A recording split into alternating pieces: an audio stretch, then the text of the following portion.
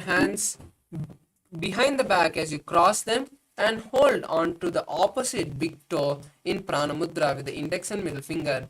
Visualize Swamiji and tuck your chin to the chest in Jalandhara Bandha. गुल्फौ च वृषणस्याधो विक्रमेण समाहितः पादाङ्गुष्ठौ कराभ्यां च धृत्वा च पृष्ठदेशतः. Next asana is Kakabusandi Asana. Now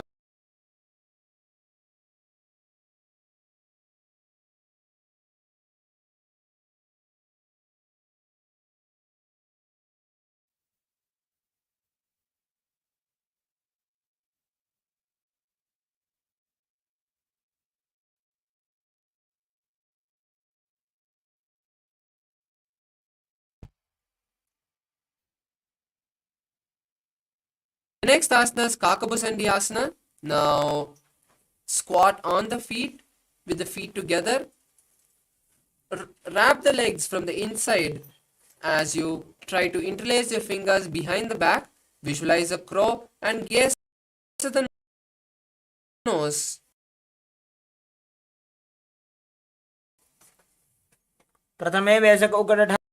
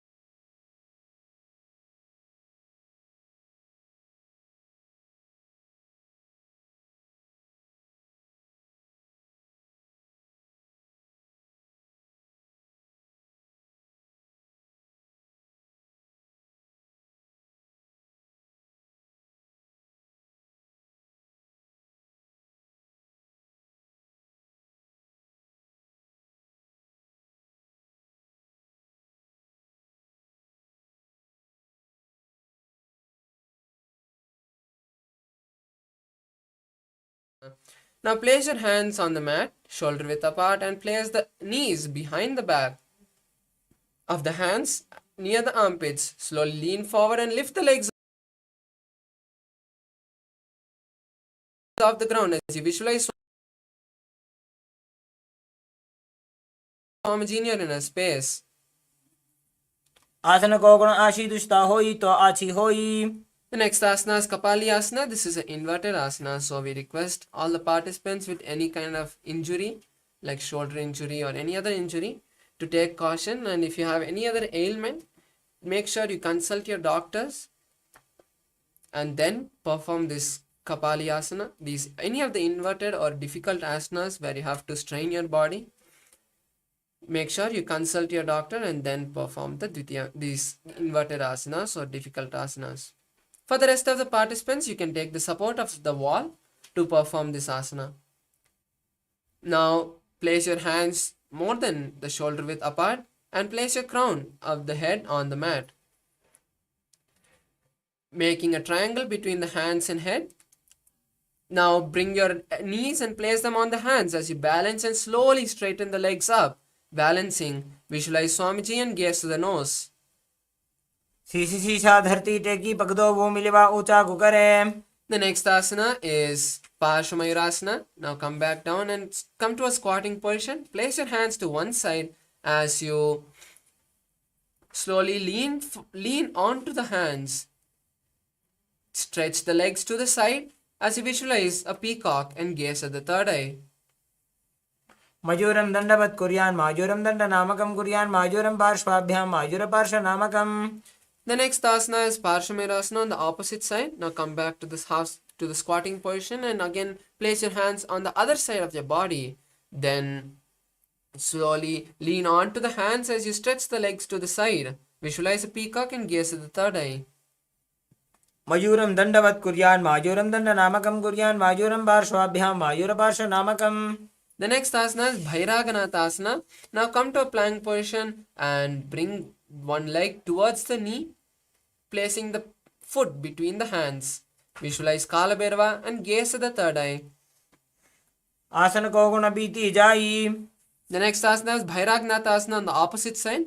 Now bring the other leg towards the shoulder of the respective hand and place the foot between the leg. Visualize Akasha Bhairava and gaze at the third eye. आसन को गुण बीती जाई. Next asana is Unmukha Pitasana. Now come to a plank position and then place the forearms on the mat. Keep the hips up high as you visualize Swamiji and gaze at the third eye. भुञ्जस्तो जानुनी हस्तो. Now come to a plank position and roll onto one hand. Keep the other hand up towards the sky as you gaze at the palm of that hand. Visualize Sage Vashishta in your inner space. ऊर्ध्वकुक्कुटवासिष्ठ मरीचिहल मत्स्यकं परिवृत्तिं चोदरस्य विविधं धनुरासनम्. The next asana is Vashishtasana on the opposite side. Now roll onto the other hand as you stretch the hand up towards the sky. Gaze at the hand and visualize Sage Vashishta.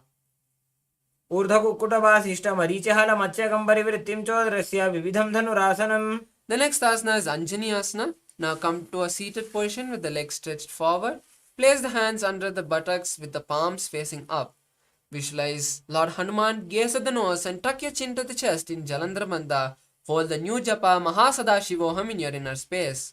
दोवो करके उभय हथेली कोरवारली मैले भेली सो आगाने भूपरिदाशे महाने अंगुली मिलिराशे. The next asana is Pachimatanasana. Now remove your hand from under the buttocks and lean forward holding the respective leg in Parshamudra with the index and middle fingers. Visualize Swamiji and perform the Mahamudra Bandha in your inner space. जानो परिललाटन्तो पश्चिमं ताणमुच्यते येन केन प्रकारेण सुखं धार्यं च जायते. The next asana is Ugrasana. Now lean back up and interlace the hands behind the head as you lean forward and down, placing the elbows by the side and the head on the knee. Visualize Kali and perform the Mahamudra Bandha. स्वपाणिभ्यां दृढं धृत्वा जानोपरि शिरोन्यसेत् आसनोग्रमिदं प्रोक्तं भवेदनिलदीपनम्. The next asana is Marichi asana. Now pull one leg towards the perineum and roll the raised knee with the hand around towards the back. Bring your forehead to the knee and visualize Sage Marichi. उत्तानपादं क्रौञ्चं च मरीचिं वीरभद्रकं नटराजं त्रिकोणं च सुप्ताङ्गुष्ठप्रसारणे. The next asana is Mahamudrasana. Now place the right knee on the mat as you lean forward, holding the stretched leg with both the hands. Visualize Swamiji and perform the Mahamudra Bandha. महामुद्रां प्रवक्ष्यामि तन्त्रेऽस्मिन् मम वल्लभे यां प्राप्य सिद्धा सिद्धिं च कपिलाद्याः पुरागताः. Next asana is Marichi Asana on the opposite side. Now bring the opposite heel to the perineum and keep the knee raised as you wrap the raised knee with the hand and lock the hands behind the back. Visualize Sage Marichi and lean forward, placing the forehead on the knee. उत्तानपादं क्रौञ्चं च मरीचिं वीरभद्रकं नटराजं त्रिकोणं च सुप्ताङ्गुष्ठप्रसारणे. Next asana is Mahamudrasana on the opposite side. Now rest the raised knee on the mat and lean forward and down, placing the forehead on the stretched leg and holding the foot with both the hands. Visualize Swamiji and perform the Mahamudra Bandha. महामुद्रां प्रवक्ष्यामि तन्त्रेऽस्मिन् मम वल्लभे यां प्राप्य सिद्धा सिद्धिं च कपिलाद्याः पुरागताः. The next asana is Bhadrasana 2. Now bring the soles of the feet together and hold it with both the hands.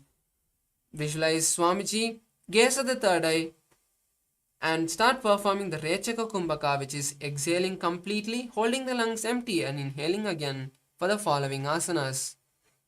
गुल्भौ तु वृषणस्यादः सीवन्त्याः पार्श्वयोः क्षिपेत पादपार्श्वे तु पाणिभ्यां दृढं बद्ध्वा सुनिश्चरम्. The next asana is Gwalipavasana. Now slowly move the legs away from the perineum and place the hands on the respective knee. Visualize Swamiji and gaze at the nose as you tuck your chin to the chest in Jalandhar Bandha. पूर्व चरपट चौकख्यो सोजी वाही विधियो कीजे सोजी यामे AD भिन्न जराशे अंगुल 8 अंतर और राशे. Next asana is Joni Asana. Now bring the soles of the feet back to the perineum and hold the soles with both the hands. Place the hands down by the shins and place the forehead on the mat. Visualize the Yoni Mandala in your inner space. दोवो पगदली संपुट करे AD made के ढिंग दरे. Next asana is Midaki Pavasana. Now move your legs again away from the perineum and stretch the hands to the side as you slowly lean forward, placing the forehead on the mat behind the heels. Visualize Swamiji and gaze at the nose. पूर्व विधि परिपकदली संपुट शोल एडी मिली राशे. The next asana is Siddha Samadhi Asana. Now insert the hands underneath the soles, underneath the legs, and keep the hands facing up. Place the forehead on the ground in front of the toes as you touch the toes to the neck. Visualize Lord Surya and gaze at the nose. दोवो पगदली संपुट करे 16 मेढ आगा मेधरे अंगुल 8 अंतर और राशे AD को ऐसे भी दिदाशे. The next asana is Chinaki Pavasana. Now bring the soles of the feet back to the perineum and hold the soles with the respective hand. Open the legs like a book as you keep the elbows on the knees. Visualize Swamiji and gaze at the nose. दो पगा की AD धरती मगिवा मेढ लगावे. The next asana is Charpati Chokasana. Maintain the leg in the same posture as you place the hands on the respective knee. Gently push the knee towards the ground as you visualize Swamiji and gaze at the third eye. Pull your stomach in and up in Udyana Bandha. दोवो पगदली संपुट धारे आगा ने करे जारे पसारे. The next asana is Bhairavasana. Now lift the heels off the ground as you place the toes on the mat. Use the hand support if needed to push your body forward. Then place the hands on the respective knee in Bindu Mudra, touching the index and thumbs. Visualize Kala Bhairava and gaze at the third eye. गुल्भौ संपीड्य जान्योन्यं व्युत्क्रमेणोत्थितं शनैः जान्वोः पार्श्वगतौ हस्तौ दण्डवद् भैरवासनम्. Next asana is Samanasana. Now place one heel by the perineum and lift the other leg to the chest. Hold the leg with both the hands and visualize Swamiji and gaze at the third eye.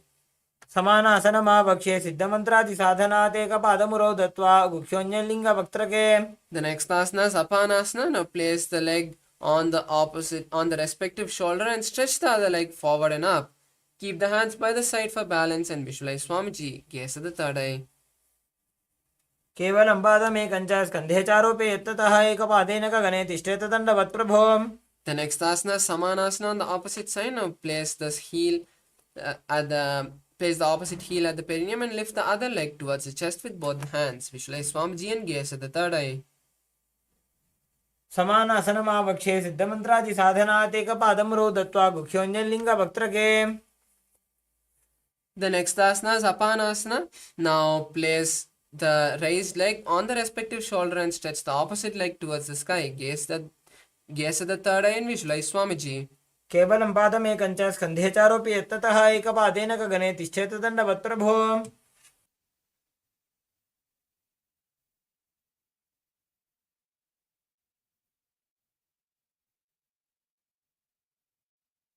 The next asana is Gomukasana. Now cross the legs, stacking the knees at the center of the body. Place the hands interlaced on the top knee as you visualize the face of a cow and start performing the Seetkari Kumbhaka, which is inhaling through the clenched teeth with the tongue touching the upper palate and then exhaling through the nose.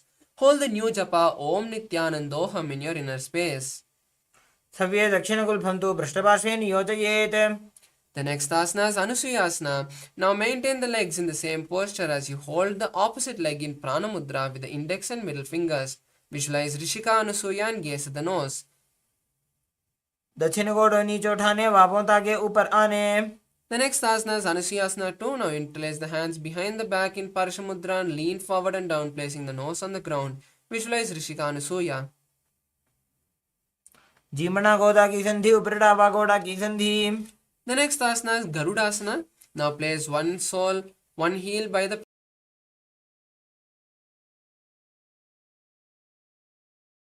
perineum and the other leg flat on the mat with the knee to the chest. Place the hands on the respective knee as visualize Lord Garuda and gaze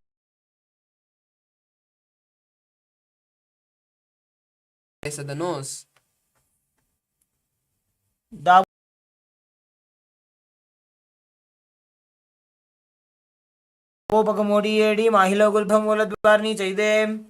asana is Naradasana. Now sit on the heel which was touching the perineum and interlace the hands behind the neck as you turn outside of the raised knee.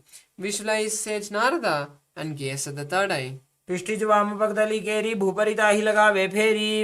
next asana is Matsya Pitakasana. Now place the leg which was under the perineum on the opposite thigh. Now with the respective hand of the leg which is on the opposite thigh, wrap the leg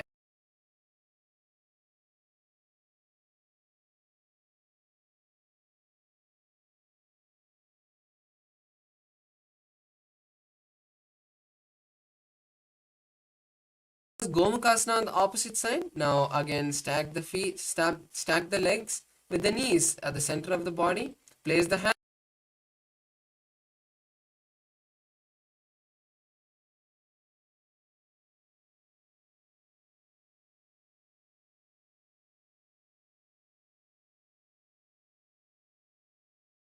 posture is hold on to the opposite toe, big toe. Visualize Rishika Anusuya and perform the Udyana Bandha. दक्षिण गोड़ नीचे उठाने बापों ताके ऊपर आने. Next asana is Anusuyasana 2. Now interlace the hands behind the back and lean forward, placing the nose on the ground. Visualize Rishika Anusuya. जीमना गोदा की संधि उपरिडावा गोड़ा की संधि. Next asana is Garudasana 2. Now place one heel by the perineum and the opposite leg flat on the mat with the knee to the chest. Place the hands on respective knee and visualize Lord Garuda. The next asana is Naradasana. Now sit on the heel which was near the perineum and interlace the hands behind the neck as you turn outside of the raised knee. Visualize Sage Narada and gaze at the third eye. The next asana is Matsya Pitakasana. Now place the heel which was under the perineum on the opposite thigh with the respective hand of the leg which is on the opposite thigh. Hold on to the opposite shin.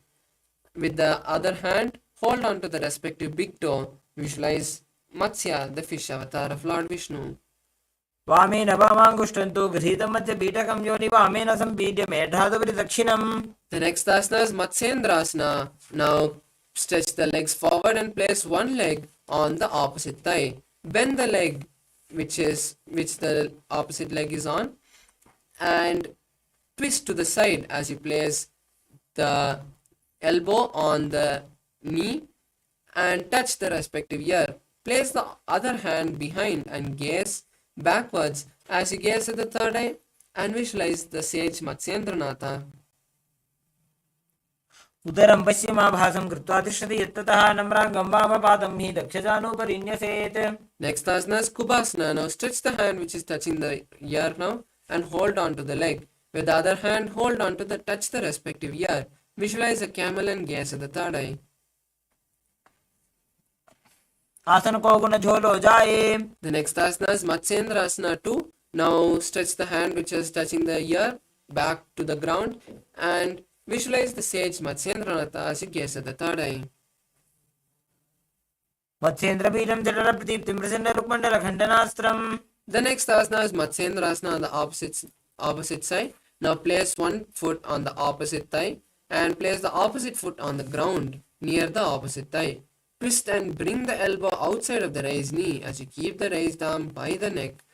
Turn the head back and gaze at the third eye as you visualize the great sage Matsyendranatha. उदरं पश्चिमाभासं कृत्वा तिष्ठति यत्ततः.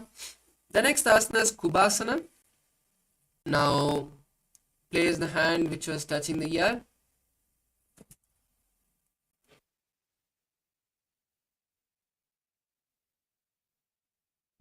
Now place the hand which was touching the ear.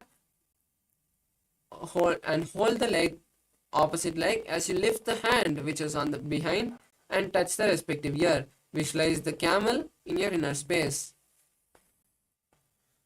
आसन को गुण झोलो जाए. Next asana is Matsyendrasana 2. Now place the hand which was touching the ear on the mat.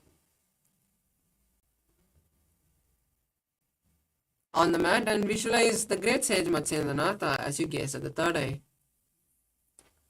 मत्स्येन्द्रबीजं जठरप्रदीप्तिं प्रसन्नरुक्मण्डलखण्डनास्त्रम्. The next asana is Padmasana. Now place the leg on the opposite thigh as you keep the palms on the respective knee. Visualize Paramashivam and gaze at the nose.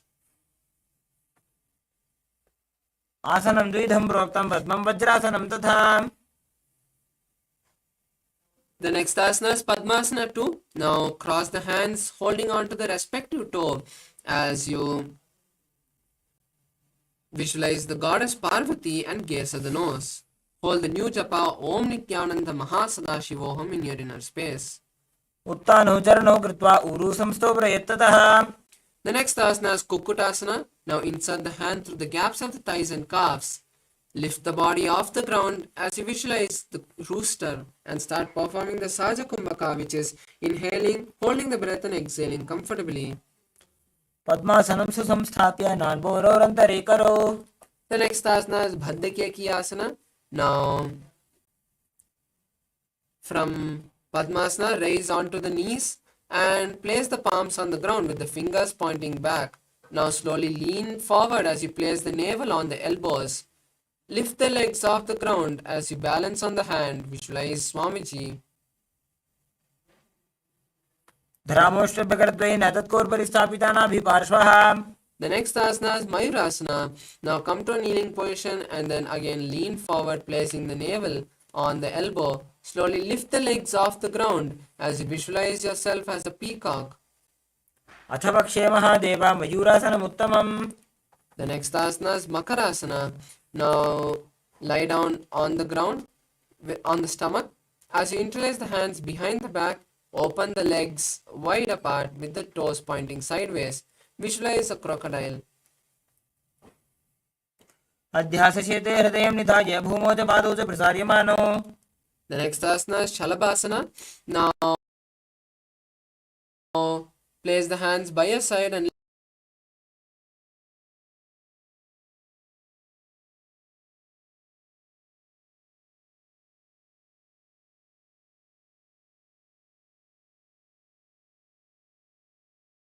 lift the legs off the ground. Visualize a locust.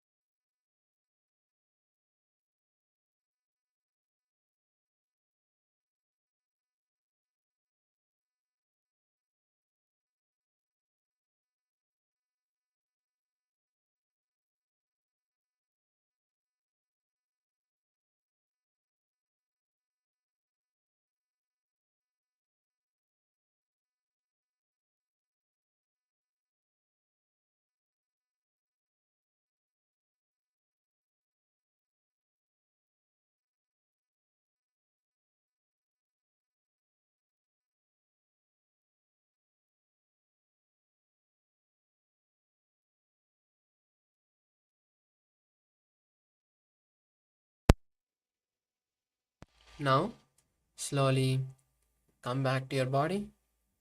Start shaking your legs and hands as you slowly bring your thighs and legs to the chest.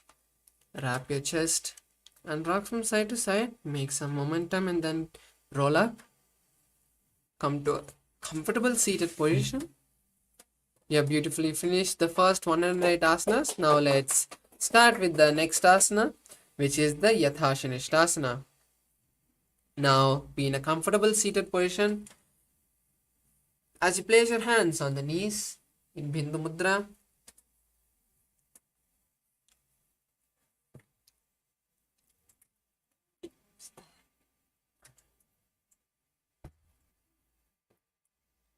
bring your hands to the knees and visualize Swamiji in your inner space as you start performing the Samana Kumbhaka, which is inhaling, holding the breath and exhaling. Hold the japa Om Nithyananda Paramashivoham for the whole sequence.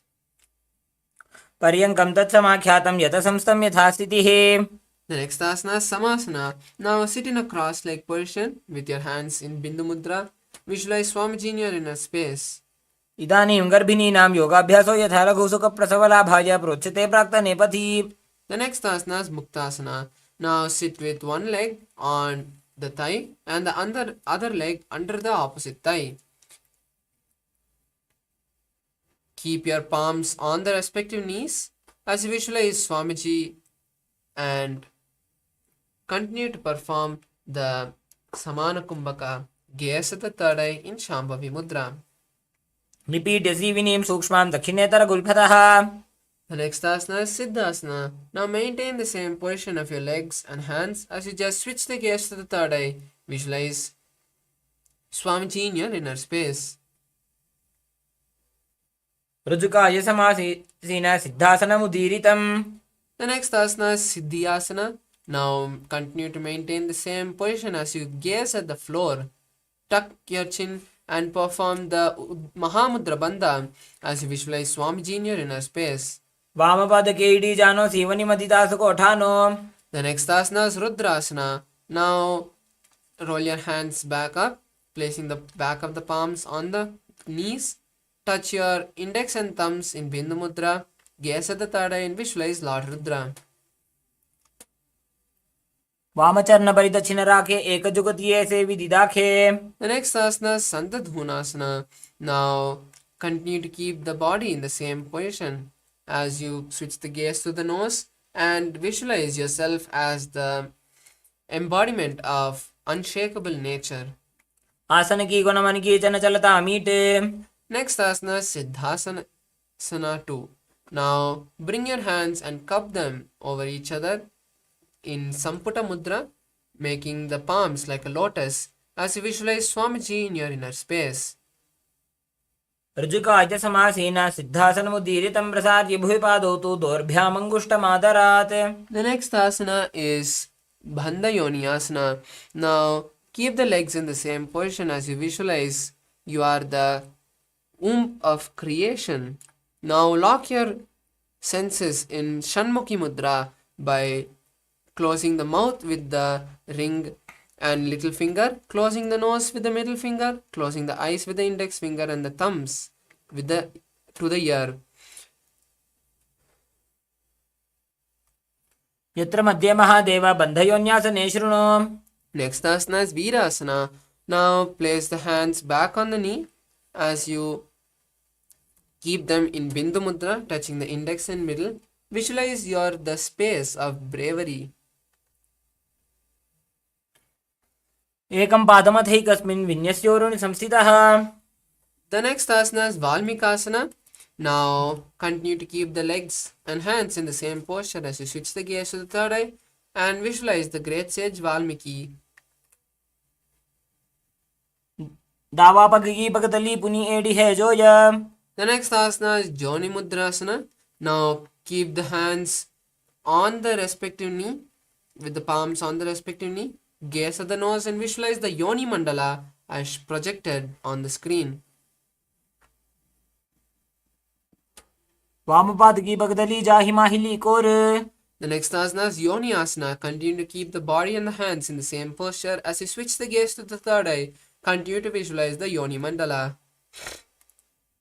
योन्यासनं पर्वतेन योगं योगफलेनिलम्. The next asana is Bhadrasana 3. Now bring the soles of the feet together and hold the soles with both the hands. Visualize Veerabhadra, gaze to the nose and perform the Uddiyana Banta. गुल्भौ च वृषणस्यादः सीवन्त्याः पार्श्वयोः क्षिपेत्. The next asana is Aghorasana. Now place your left hand on the respective knee and with the right hand perform the Abhyantra Kumbhaka, which is inhaling through the left nostril, holding the breath, inhaling through the right nostril, holding the breath, and then exhaling through the left nostril. Perform the Kechari Mudra, which is rolling the tongue and touching the back of the throat as you gaze at the third eye and visualize an Aghori. पूर्वको विश्रिका जोजी वाही विधि जोगी जैसोजी. The next asana is Kaneri Pavasana. Now place the elbows on the soles of the feet and rest the chin on the palms. Visualize a female elephant drinking water and gaze at the nose as you perform the Uddiyana Bandha. Start performing the Rechaka Kumbhaka, which is inhaling, which is exhaling completely, making the lungs empty and then inhaling again. ग्वाली पाव आसन कक्ष्यो है जैसे Yahoo में जाने विधि तैसे. The next asana is Parasana. Now lift the knees together and bringing the soles of the feet together, hold the soles of the feet and raise the legs up towards the chest, resting your chin on the toes. Visualize Swamiji and gaze at the nose. ततोर्ध्वं रेचयेद् वायुं मृदुनिश्वाससंयुतम्. The next asana is Gopi Chandasana. Now keep the soles of the feet together and pull them towards the chest as you rest the chin on the toes. Visualize the king and gaze at the nose. पूरव विधि परिपक्तली संपूर्ण शोल एडी मिली राशे. The next asana is Udharasana. Now from the previous asana, raise the legs up towards the forehead, keeping the legs in front of the face. Visualize your body is free from any defects. दो भूपक्तली संपुटटाने उभय हस्तकर्योरद हिताने. The next asana is Vishishtasana. Now sit with your feet together and bring the arms under the legs. Raise the feet up to the face with the fingers interlocked around the feet. Visualize Swamiji and visualize yourself excelling in everything. दो भूपक्तली जोड़ी संपुट करे. The next asana is Bhujasana. Now place the legs on the respective shoulder as you roll your hands around the leg and try to interlace them behind the neck. Visualize a snake. शिरासनं तो विज्ञेयं कक्षासनम् अतः परं ग्रीवासनं च परमं भुजासनं होच्यते. The next asana is Kalyanasana. Now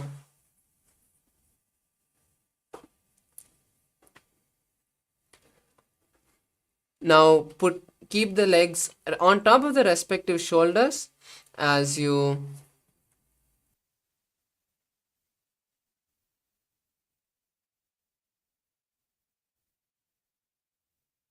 continue to keep your legs over top the respective shoulder as you bring your hands down and try to interlace them behind the lower back. Visualize a beautiful goddess and gaze at the nose.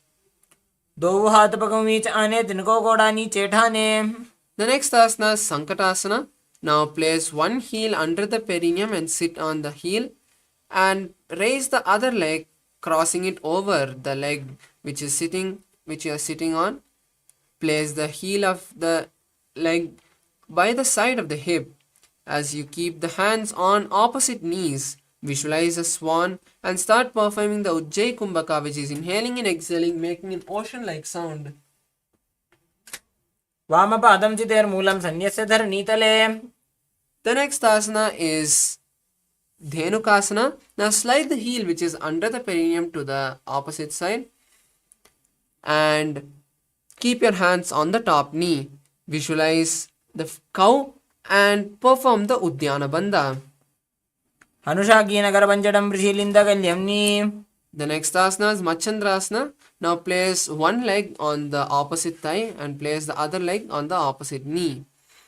Visualize Swamiji as you twist your body holding on to the opposite thighs. Gaze at the third eye. वामजङ्गपरदक्षिणटाने वामहस्तपिष्टेति स आने.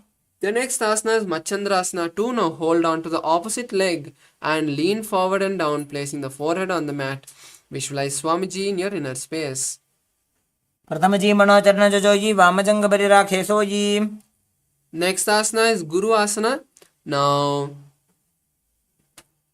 raise back up and interlace the fingers, place them on the top knee. Perform the Mahamudra Bandha and visualize Swamiji. ऊरुमूलैत्रपादस्य कनिष्ठिका प्रदेशगुल्भं संस्थाप्य. The next asana is Sankatasana on the opposite side. Now place the opposite heel under the perineum and raise the other leg, stacking it over this leg and placing the heel by the opposite hip. Visualize the beautiful swan and keep your hands on opposite knees. वामपादं चितेन्मूलं सन्न्यसधरणीतले. The next asana is Dhenukasana. Now slide the heel which is under the perineum to the side and keep the hands on the top knee. Visualize the cow and perform the Udyana Bandha. अनुशाकीनगरपञ्चडं वृषीलिन्दकल्यं knee. The next asana is Machandrasana. Now place one leg on the opposite thigh and the other leg on the opposite knee. Twist your body and hold on to opposite thighs as you visualize Swamiji and gaze at the third eye. वामजङ्गपरदक्षिणटाने वामहस्तपिष्टेति स आने. The next asana is Machandrasana 2 on the opposite side. Now hold on to the opposite legs as you lean forward, placing the forehead on the ground. Visualize Swamiji in your inner space. प्रथमजी मनोचरणजोजी वामजङ्गपरिराखेसोजी. The next asana is Guru Asana. Now raise back up and interlace the fingers, placing them on the top knee. Perform the Mahamudra Bandha and visualize Swamiji. ऊरुमूलैत्रपादस्य कनिष्ठिका प्रदेशगुल्भं संस्थाप्य. The next asana is Pashasana. Now bring your thighs to the chest and hold on to opposite knees. Visualize Swamiji in your inner space and gaze at the third eye as you start performing the Kechari Mudra for the following asanas, which is rolling the tongue and touching the back of the throat. पादतले भूमो निधाय जानुनिवृत्ति निधाय.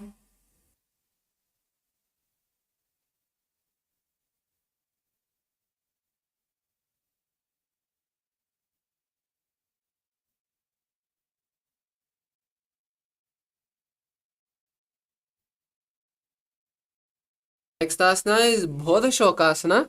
Now hold on to opposite wrists as you continue to keep your legs to the chest. Now place the chin on in the gap between the thighs. Visualize Swamiji and gaze at the nose. द्वौ भगदली भूपरितरे कोरमाहिलीये सेकरे. The next asana is Kurakatasana. Now place your hands under the thighs, under the knees, and hold on to opposite elbows. Visualize Swamiji and gaze at the nose. दो हाथ पग बाहर ल्यावे घोड़ा नीचे ले टहरावे. Next asana is Sumati Asana. Now cross the right ankle over the left as you visualize the great sage Sumati and gaze at the nose. मूलद्वारी धरती परिठाने डावा पग परितचपत आने.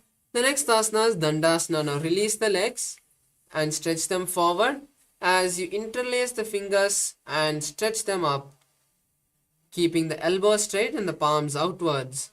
Perform Udyana Bandha and visualize Swamiji as you gaze at the nose. इदानीं गर्भिणीनां योगाभ्यासो यथा लघु.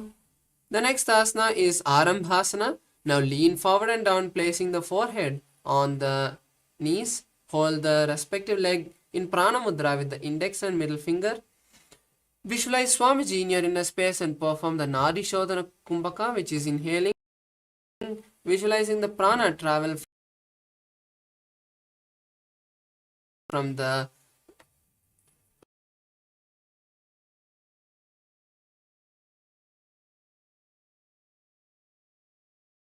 root center to the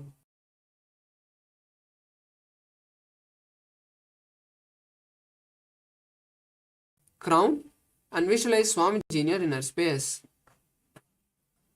दो वो पग मिलेवा पसारी पगा का अंगूठा पकड़ी लीला टकोड़ा लगावे. The next asana is Bhidokasana. Now sit with the legs stretched and extend the legs slightly apart. Keep one hand distance between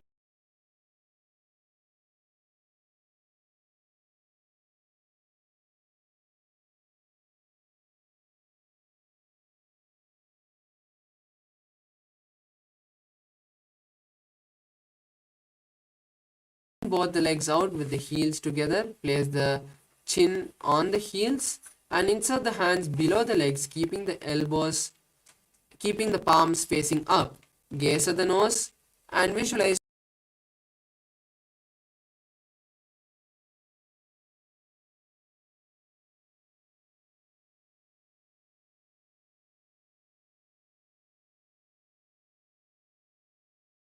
neck.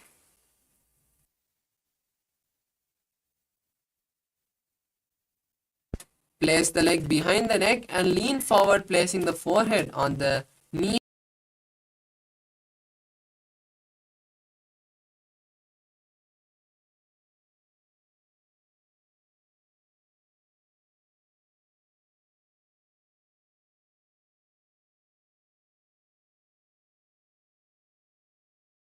As you hold the leg behind the head with the opposite hand, visualize you're the eternal one and gaze at the nose. उत्तानसेने एकैकं पायिग्रीवायां विन्यस्य. The next asana is Ankushasana.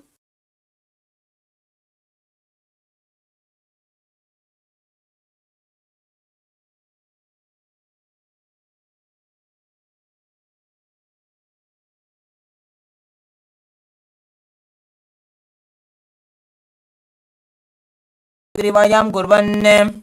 The next asana is Drishasana. Now release the leg from behind the head and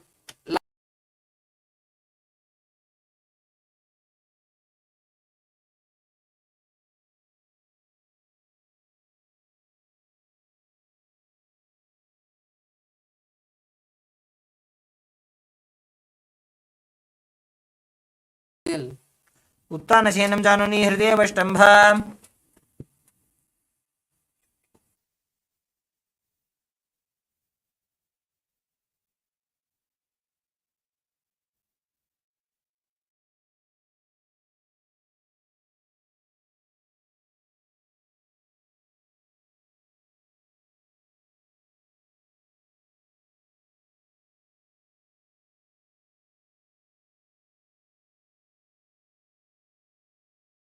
And lean forward and down, holding onto the front foot, repeating Urdhva Paschimattanasana on the other side. पश्चिमतानवत् संस्थितिं कृत्वा एकं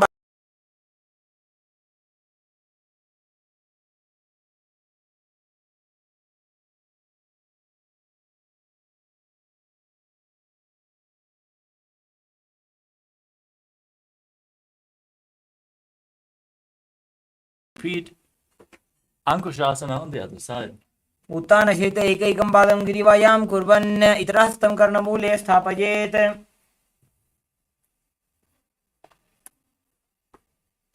The next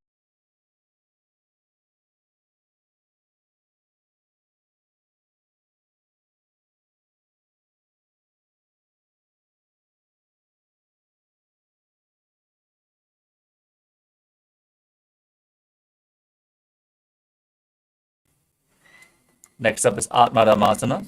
While laying on your back, raise your legs towards your head and wrap your hands around the legs.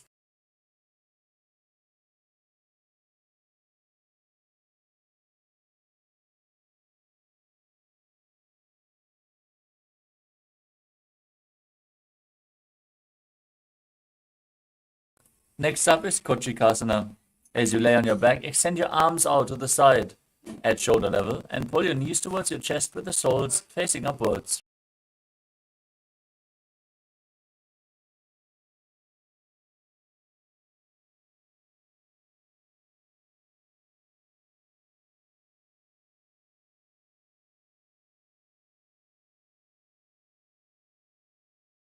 Arms extended to the side, knees pulled towards your chest. This is the neutral position. Now drop one knee to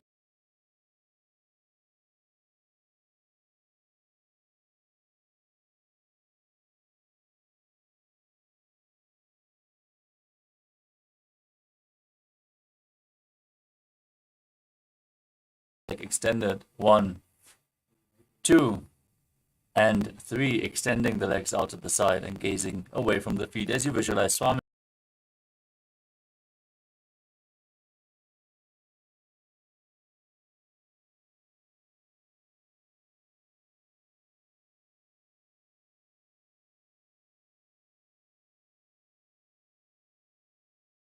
Bend your knees and place your feet flat on the ground. Hold on to your ankles and push your hips up as you gaze to your nose.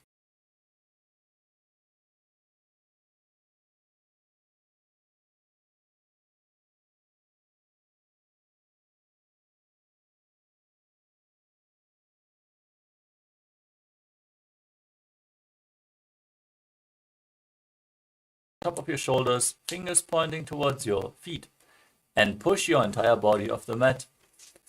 Raise your hips high. Visualize yourself as sturdy as stone furniture and breathe through your nose in Sahadra Kumbhaka. उत्तानशयनं हस्ततलाभ्यां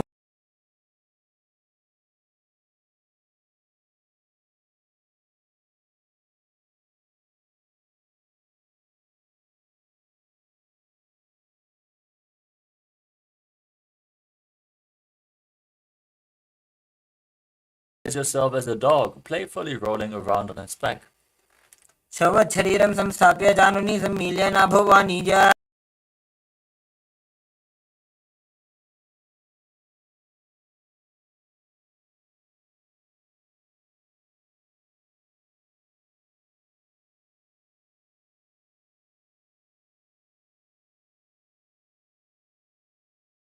नद्वयं विपरीतकृतिः सैषा सर्वतन्त्रेषु गोपिता. Stop the movement of your legs. Keep the legs straight. Breathe in Mudra Kumbhaka with Chalandra Bandha and Mula Bandha as you visualize Swamiji in Viparita Karani too.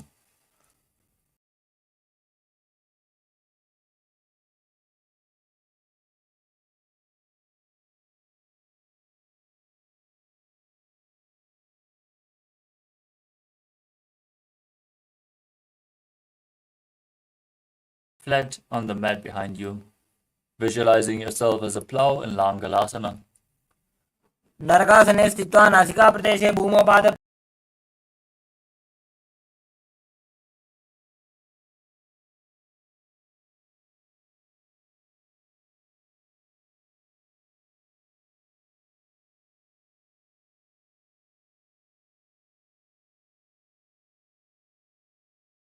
Internally chant the Mahavakya Om Nithyananda Paramashivoham. तानं शयित्वात् कुर्वीता शयितपश्चिमतानकम्. Next up is Supta Konasana as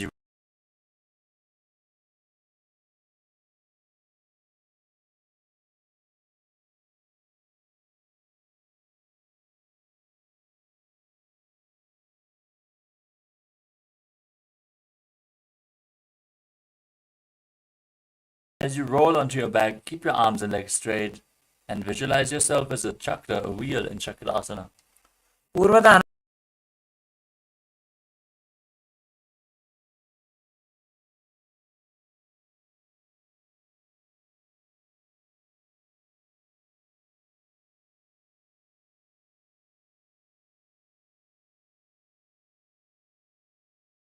In Supta Prasarita Paramgushtasana, उत्तानपादं क्रौञ्चं च मरीचिं वीरभद्रकं नटराजं त्रिकोणं च सुप्ताङ्गुष्ठप्रसारणे.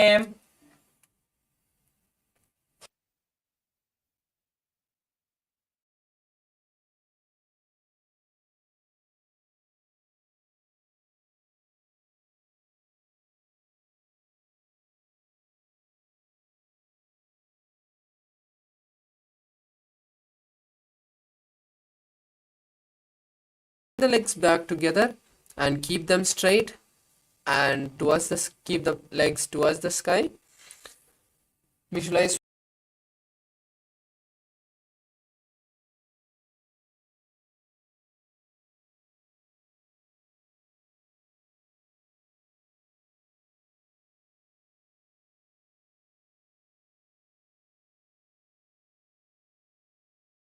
asanas Matsyasana. Now cross your legs into Padmasana and slowly place the legs on the ground. Now raise your hands, keeping them behind the back, and hold on to opposite elbow.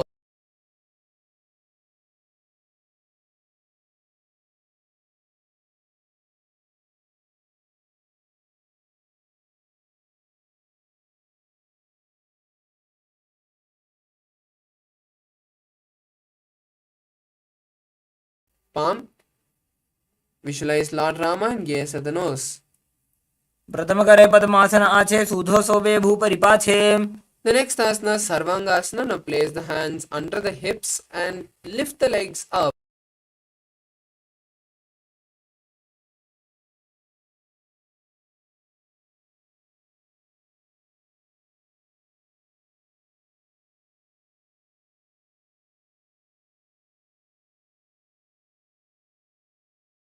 On the opposite thigh and bring that leg towards the head. Raise the head and hands as you hook the fingers forward. Visualize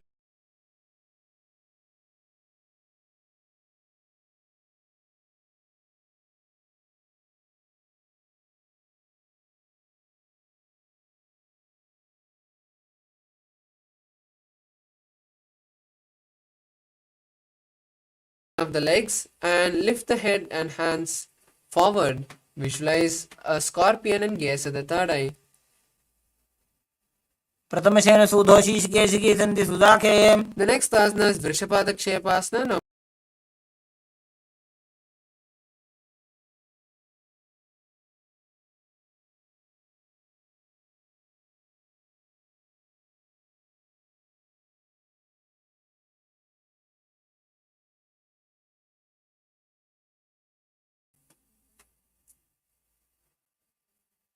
उत्तानशयनं कृत्वा अङ्गुलिभिः कन्धरां बद्ध्वा पूर्वपरो मिलित्वा relax.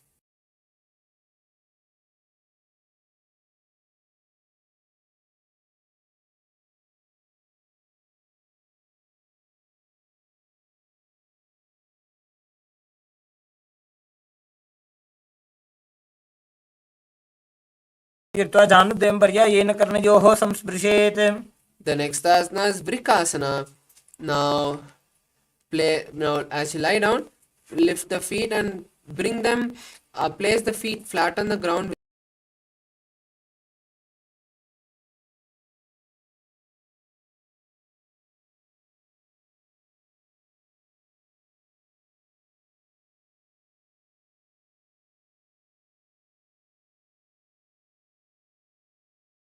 लाभ्यां भूमिं धृत्वा.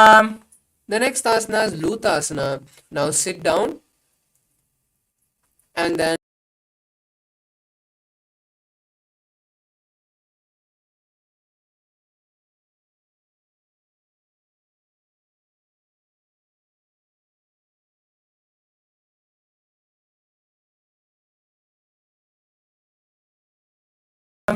is Sarathasana. Now lie on your belly with your hands to the side. Visualize yourself as a chariot and whistle as you inhale.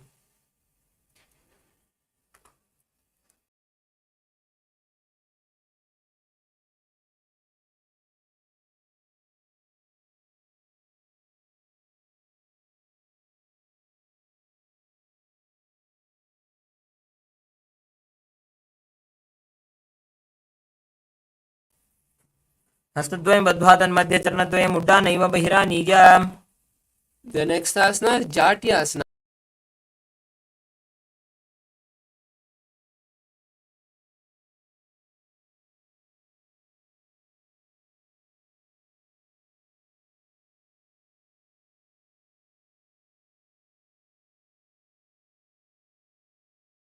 Now stand up and come to a half squatting position as we perform the Lolitika Karna. Keep your knees slightly bent heels touching and toes pointed out. Stretch your hands to the side and tilt your head back. Now bring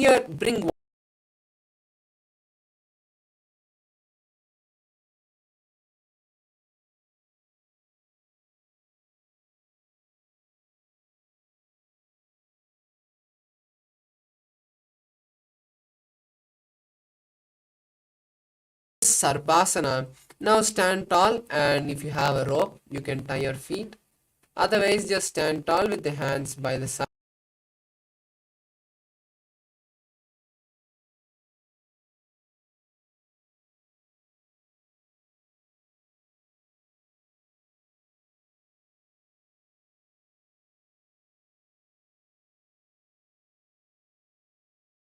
Crown center.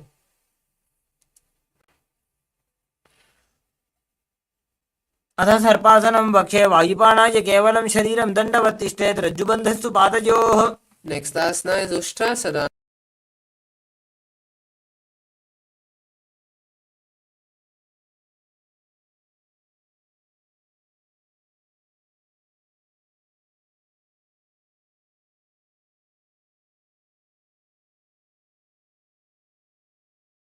Now stand tall again and then lean forward, inserting the hand from the side of the feet. Walk back and forth on the mat as you wish.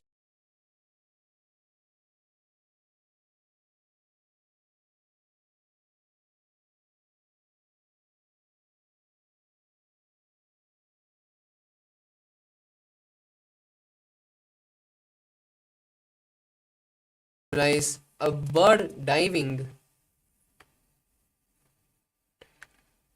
पादतले भूमौ निधाय पृष्ठभागेन हस्तौ जङ्घापर्यन्तं नीत्वा. The next is Talapushpavatam Karna. Now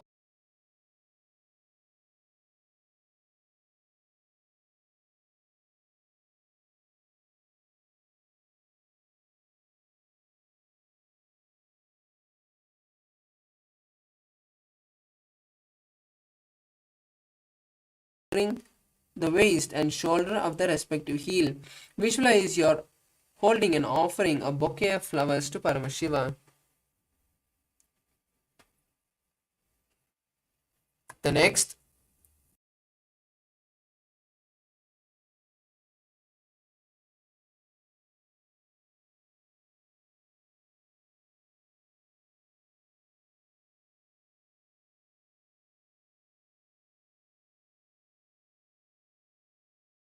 the horn of the rhinoceros. Visualize yourself as a rhinoceros and gaze at the nose.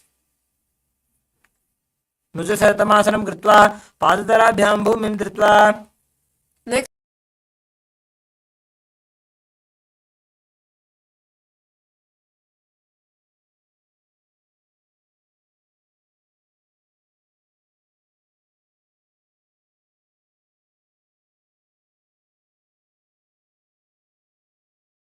asana is Musalasana. Now stand with the feet together and raise the hands above the head.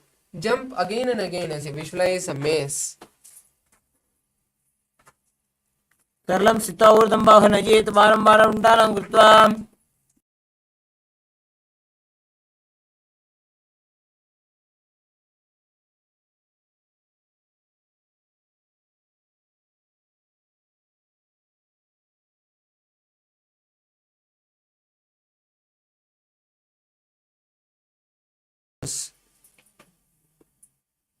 सरलं स्थित्वा ऊर्ध्वं बाहुं नयेत्.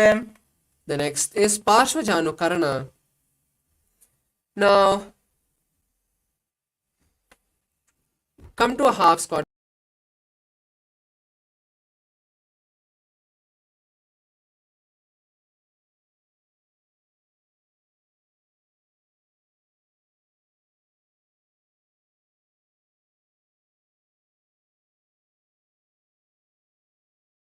Towards the body.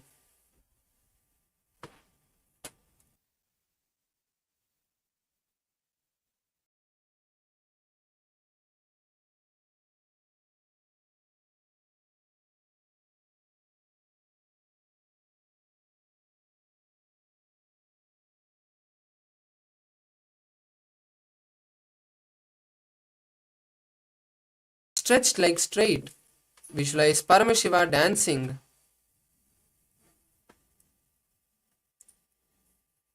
एकेन पादेन स्थातव्यं ताण्डवासनं भवति. The next asana is Brahmanasana. Now lift one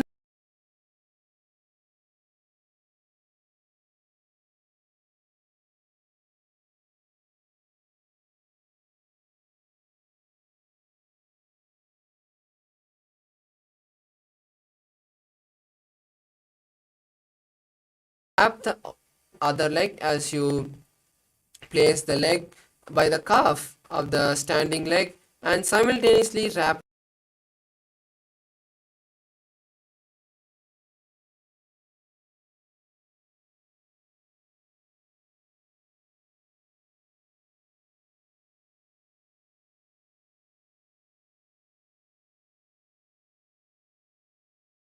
in front of the opposite thigh and keep the hands by your side. Visualize Swamiji in your inner space. दक्षाङ्घ्रिं वामपादस्य जङ्घोपनिधाय च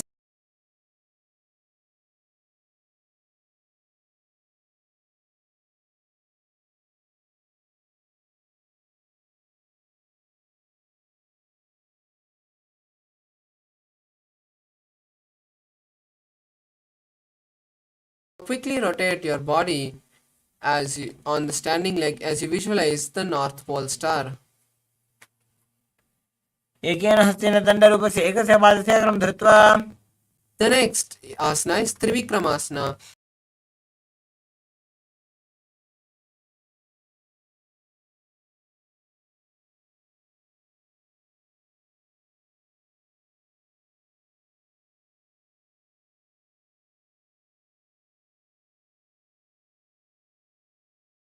Now we'll be performing the Parshvajanukarna on the opposite leg. Now stand tall and bend the knees.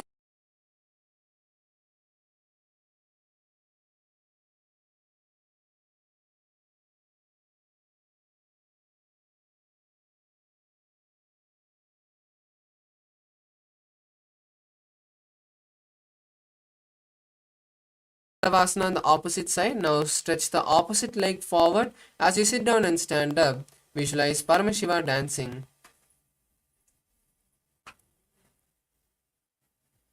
एकेन पादेन स्थातव्यं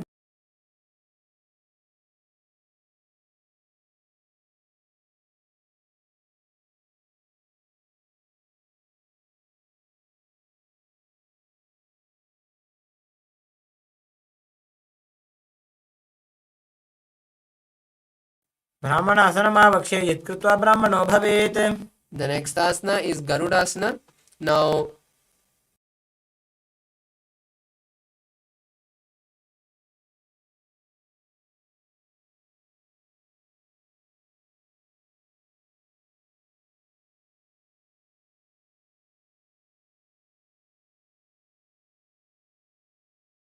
place the raised leg on the opposite in front of the opposite thigh as you rest the hands by your side. Visualize Swamiji in your inner space. उत्थानकूर्मपीठं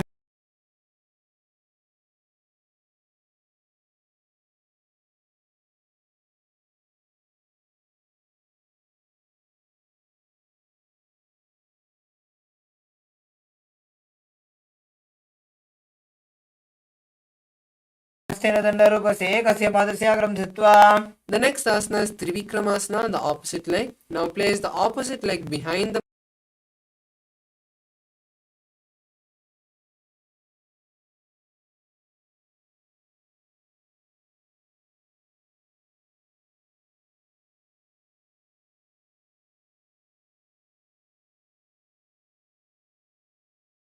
Karna. Now stand tall.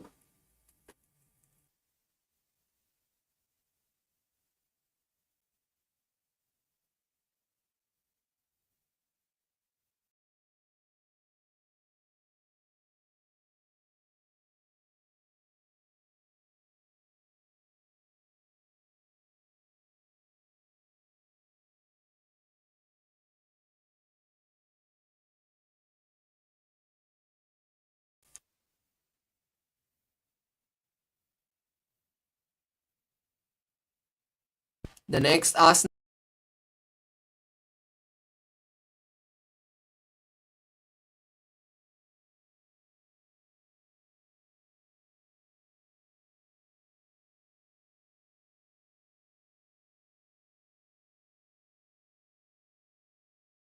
Goraknatha.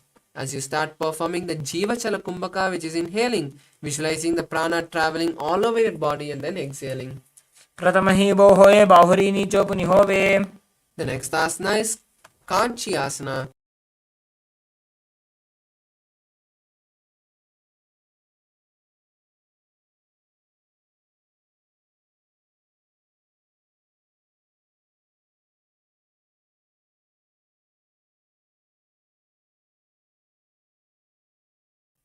ऊरुमध्याधहस्तो निवेशय नितमं धृत्वा. The next asana is Bhairu Asana. Now,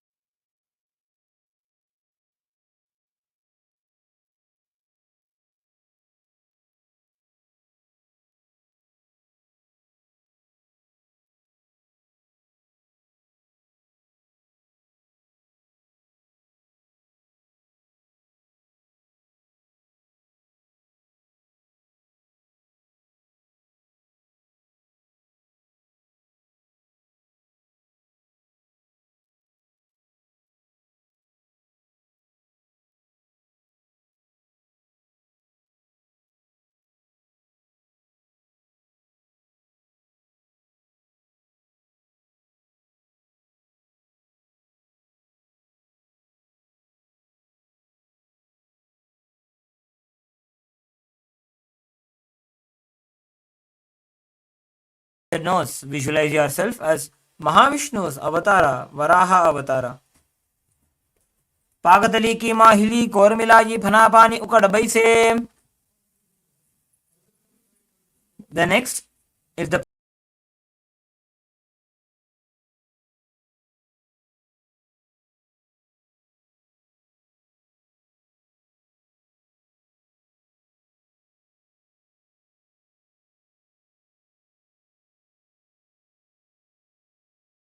toes in Prana Mudra. Visualize Supreme Pontiff of Hinduism, Swamiji, in your inner space.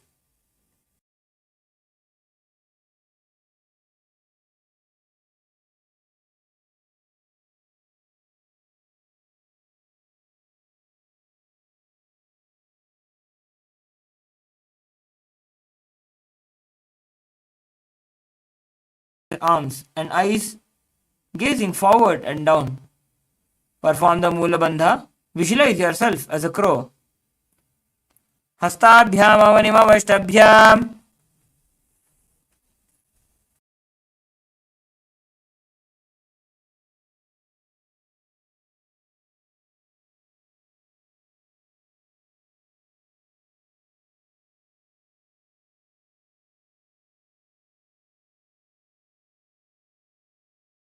You can please consult your doctor and before performing this asana.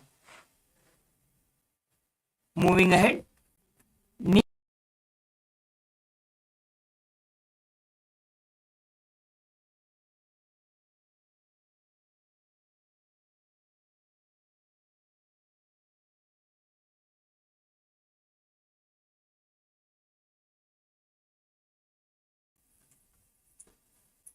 Relax. Now, the next asana is Guptasana. Keeping your toes flat, touching the opposite feet, sit down on your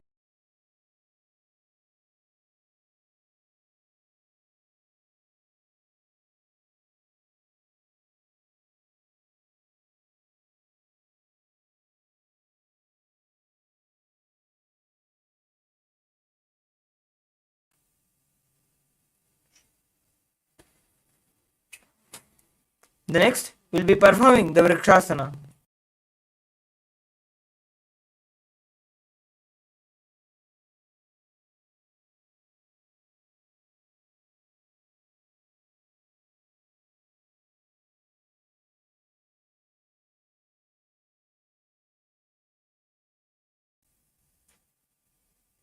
Visualize you are a tree with deep roots into the ground and your 7 chakras of your body getting purified. Saptachakrakshalanaya vrikshasana visheshakan.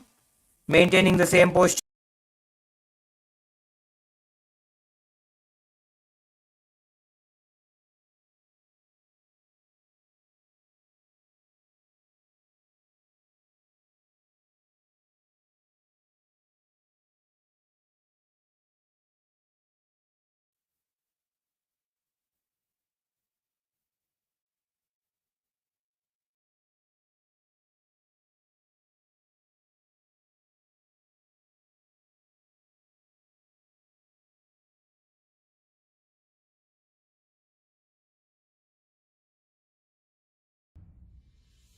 Sit as Paramashiva.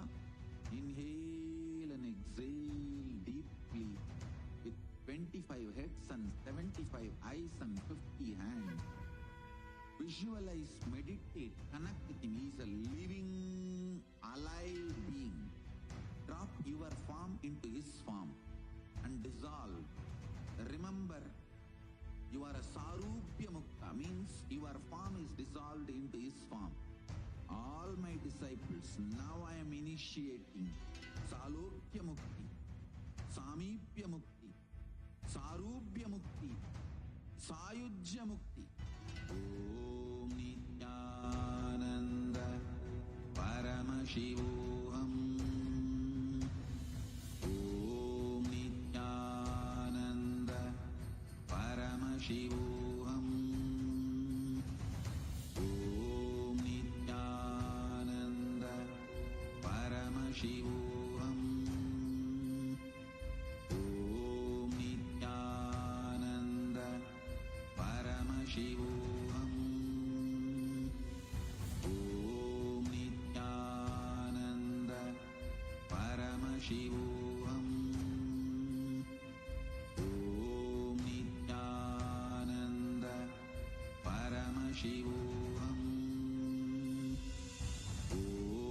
Nithyananda Paramashivoham.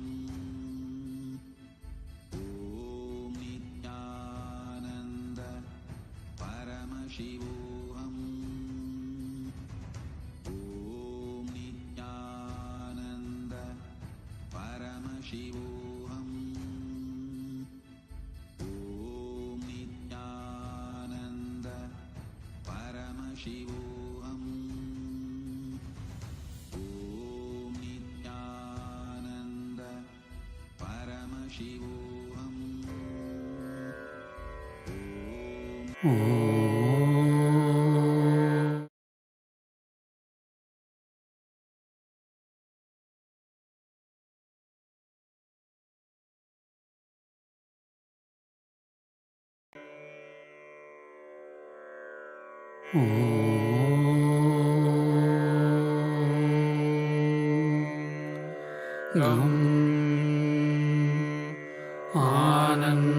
आनन्दगणपतये नमः।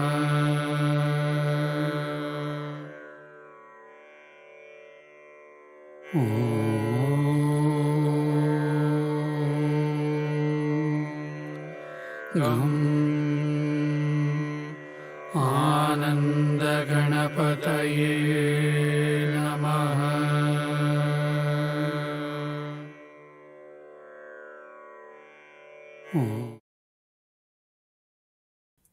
Sorry for the technical glitch.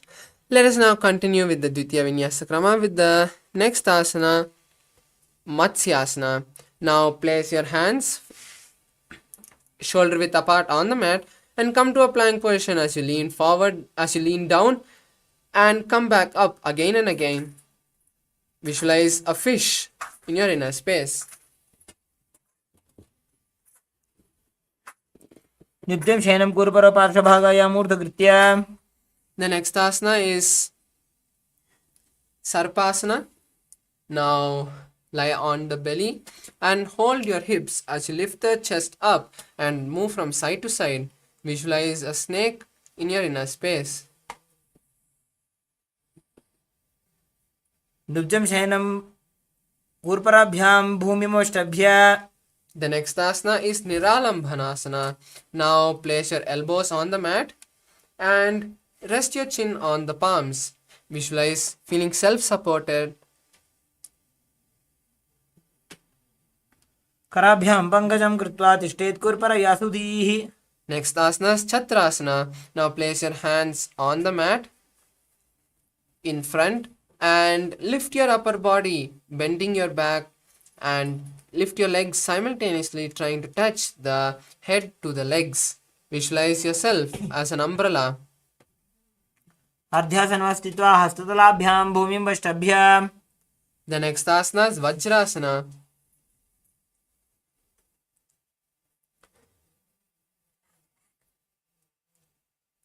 Now sit on your heels with the toes flat and place your forehead on the mat. Stretch the hands as forward as possible as you visualize you are the indestructible weapon of Indra. Gaze at the nose. इदानीं गर्भिणीनां योगाभ्यासो यथा लघु. The next asana is Meshasana. Now from the previous asana, raise your hips up as you start striking one hand to the mat.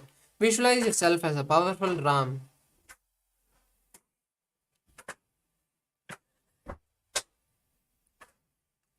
गजासन संस्थितो एकैकं बाहुं भूमौ ताडयेत्. The next asana is Ajasana. Now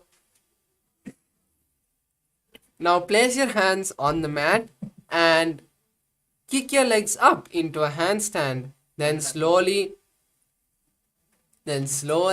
bring your forehead down to the mat. Visualize your eternal गजासन संस्थितो पादद्वयमन्तराळे कृत्य. relax. The next asana is Dhanantarasana. Now sit on your heels with the toes flat and then hold the toes and pull your legs towards the perineum. Then place your hands on the respective knee and visualize Swamiji and gaze at the nose. Perform the Ujjayi Kumbhaka. पूर्व विधि परिहाता की काकसी से फना शरा मोड़ी. The next asana is Angamotanam. Now interlace your fingers in the front and then the back. Move your hands in all the sides, giving massage to your whole body. Visualize Swamiji in your inner space. हस्तयोः अङ्गुलेर्बद्ध्वा हस्तयोर्मध्यात् सर्वमङ्गं निष्कासयित्वा. The next asana is Garudasana 4. Now sit on the ground with your heels to the side. Place your hands on the respective knee. Visualize Lord Garuda flying Lakshmi and Vishnu in your inner space. जङ्घोरुभ्यां धरां पीड्य स्थिरकायो द्विजानुना. The next asana is Ananda Mandirasana. Now sit on the heels.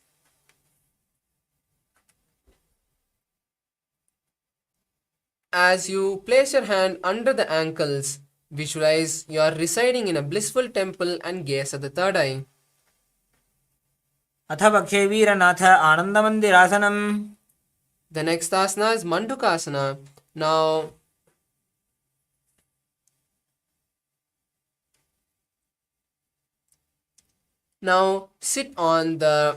cross your ankles and sit on the heels. As you place your hands under the knees, visualize a frog and perform the Udyana Bandha as you perform the Manduki Mudra, which is rolling the tongue and touching the back of the throat. पृष्ठं सम्पीड्य गुल्फाभ्यां जान्वङ्गे सबलयाकृतिः. The next asana is Narasimhasana. Now uncross the ankles and sit on the heels with the toes down. With the toes tucked, place your hands forward with the palms on the mat and the fingers wide open. Touch the thumbs together and lean forward, exhaling forcefully, sticking the tongue out of your mouth. Visualize Narasimha and gaze at the nose. जो फणा पाणी होय वैसे एडी मेलर कुदा निवैसे.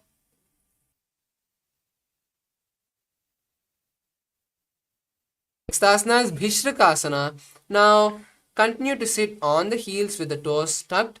Place your hands cupped in front of your mouth as you insert the thumbs under your teeth.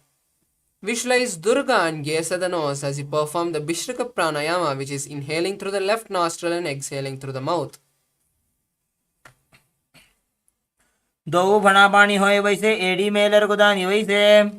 The next asana is Makadasana. Now sit on your heels with your ankles with your toes flat on the mat. Place your hands on the chest, touching the chest as you scratch your body, visualizing yourself as a playful monkey. Visualize yourself as a playful monkey and gaze at the third eye. दोवो पगदली संपुट आने तिनकी पिष्टि भूमि पर इटाने. The next asana is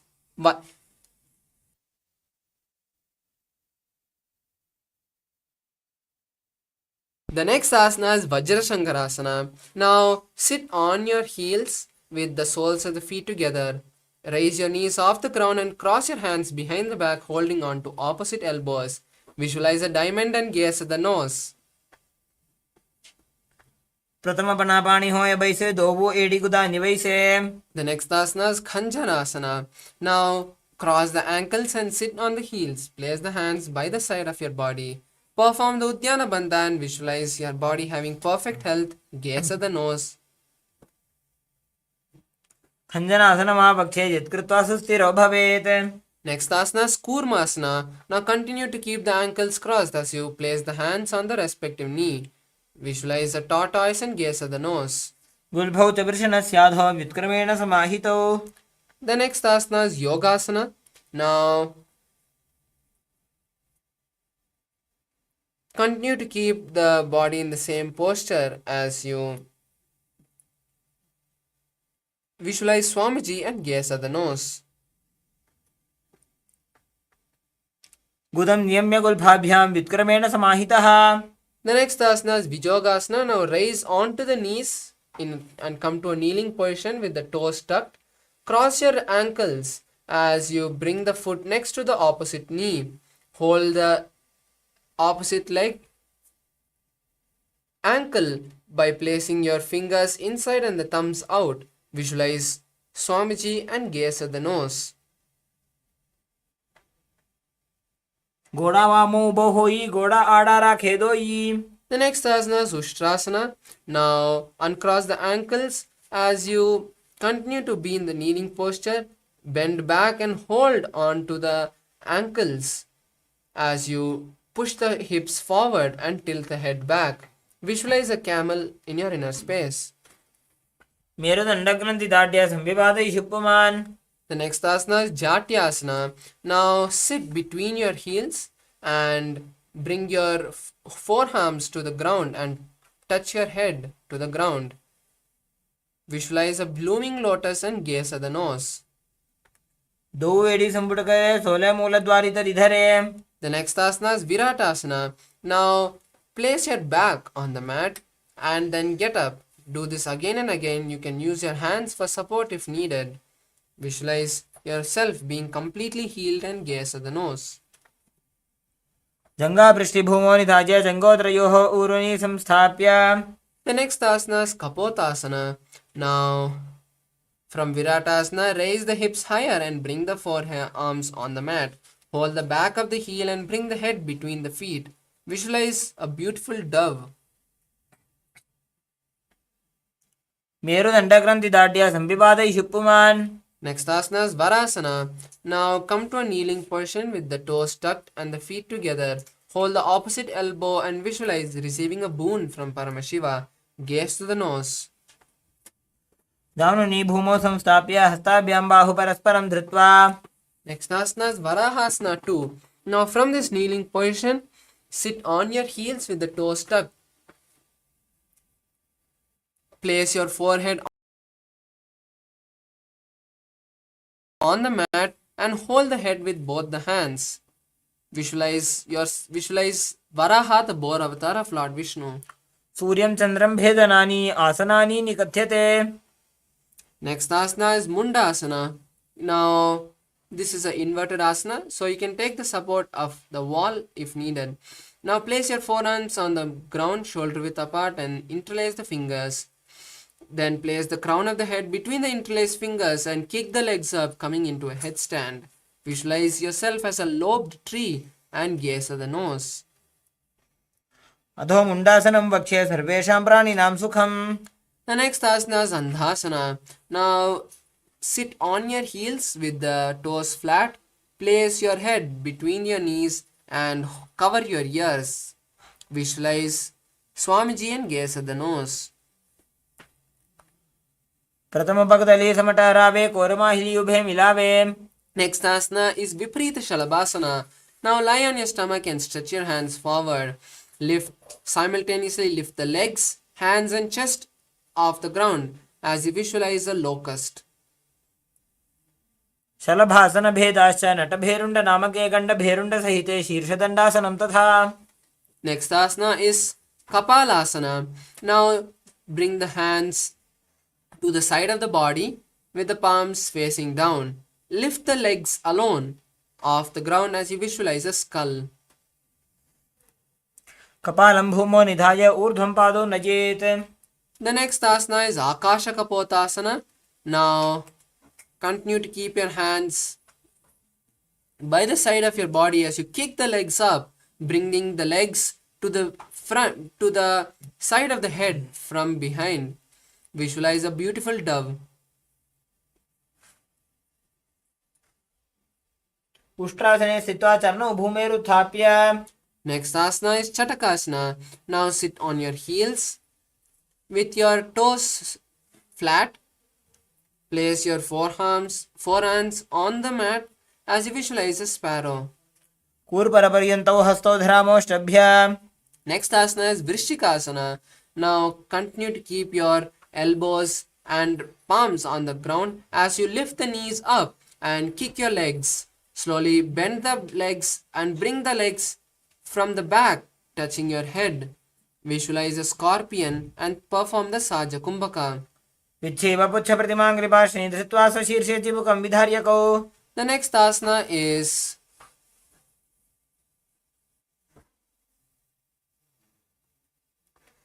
Vrishasana. Now sit on one heel and let the other heel be outside of the hips. Place your hands on the mat and visualize a bull. Perform the Antaranga Kumbhaka, which is forceful inhalations. याम्यगुल्भे पादमूले वामभागे पदेतरम्. The next asana is Lolasana. Now bring both the soles of the feet under the perineum as you keep the hands shoulder width apart. Then slowly lift the legs off the ground as you balance on the hand. Visualize Swamiji in your inner space. लोलासनं सदा कुर्यात् वायुलोलापघातनात्. Next asana is Vrishasana on the opposite side. Now sit on the opposite heel and let the other heel be outside of the hip. Place your hands on the mat and visualize a bull. याम्यगुल्भे पादमूले वामभागे पदेतरम्. Next asana is Balagunasana. Now sit on one heel with the toe pointing with the toes on the floor and place the opposite leg flat on the ground with the knee to the chest. Place your hands on respective knee and visualize Balaguna, one of the 84 Siddhas. आसन को गुण जल विकार जाई. The next asana is Grahasana. Now stand up and lean down as you insert the hand under the thighs and calves. Hold on to respective ankles and visualize the entire planet Earth.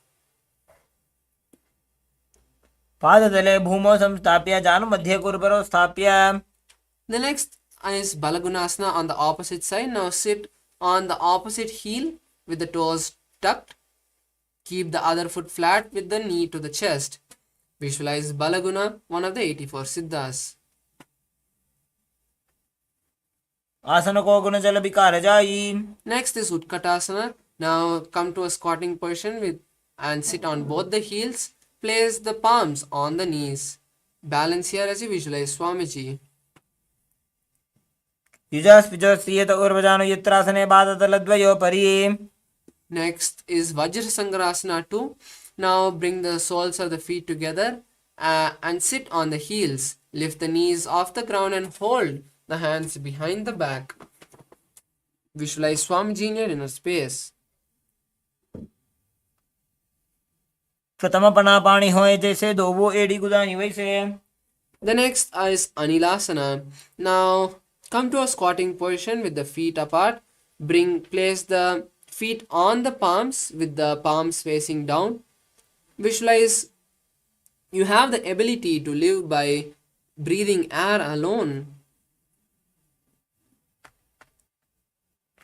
दो हाथ भूमि पर इटाने कहनी जाड़ी नाभि लगाने. Next is Padukasana. Now stand up and place the back of the palms on the ground. Then step the feet onto the palms and wrap the feet with the fingers. Walk back and forth in the mat as you visualize wearing Padukas. हस्ततलयोः पादतले कृता तिष्ठेत् गच्छेत् पादुकासनं भवति. Relax. The next is Kukutodana Asana. Now place your palms on the mat and kick your legs up and let it land down. Repeat this again and again as you visualize a rooster. हस्ततले भूमौ कृत्वा पादतले च ऊर्ध्वमुड्डानं कृत्वा. The next asana is Viparita Nritasana. Now place your hands flat on the mat and kick your legs up as you come into a handstand. Then start shaking your legs, visualizing yourself dancing. हस्ततलाभ्यां भूमिम् अष्टभ्य. Relax. The next is Kunjarasana. Now separate the feet and place one palm on the mat and the other arm straight. Bring the opposite hand to the head and be stable. Visualize Swamiji in your inner space and perform the Saja Kumbhaka. अथ वक्षे महादेव कुञ्जरासनम् उत्तमं करेण हिगेन पादाभ्यां भूमौ तिष्ठेत् शिरःकरः. The next asana is Kunjarasana on the opposite side. Now switch the position of the hands as you continue to visualize Swamiji in your inner space. अथ वक्षे महादेव कुञ्जरासनम् उत्तमम्. The next asana is Kadambasana. Now come to a squatting position and hold the respective ankles. Visualize a tree and lift the heels off the ground. पार्श्वेभ्यां भूमिम् अष्टभ्य. The next asana is Pavanamuktasana. Now sit on the ground and bring the thighs to the chest. Hold the opposite knees and squeeze your body as you visualize the excess vata being balanced within your system. दयोस्तु पादयोः पाणिं लात्वा स्वस्थनितम्बके. The next asana is Chakorasana. Now stretch the legs and place one leg behind the head. Keep the hands on the ground as you lift the body up and stretch the opposite leg up and straight. Visualize you're a powerful source of energy. पूर्वतानं चतुष्पादपीठं वज्रासनं तथा. The next asana is Dhanurasana. Now bring both the feet together and hold the feet with the respective hands in Prana Mudra. Then pull one leg towards the ear as you visualize yourself as a bow. पादाङ्गुष्ठौ तु पाणिभ्यां गृहीत्वा श्रवणावधि. The next asana is Ashtavakrasana. Now place one leg on the respective shoulder and bring the opposite leg across and hook it on top of this leg. Now lean forward as you stretch the legs to the side. Visualize a flying crane in your inner space. पूर्वतां चतुष्पादपीठं वज्रासनं तथा. The next asana is Pranasana. Now place one leg on the opposite thigh and bring one leg on the respective shoulder. Place the hand of the leg which is on the opposite thigh on the thigh and visualize you're having the ability to live by breathing prana alone.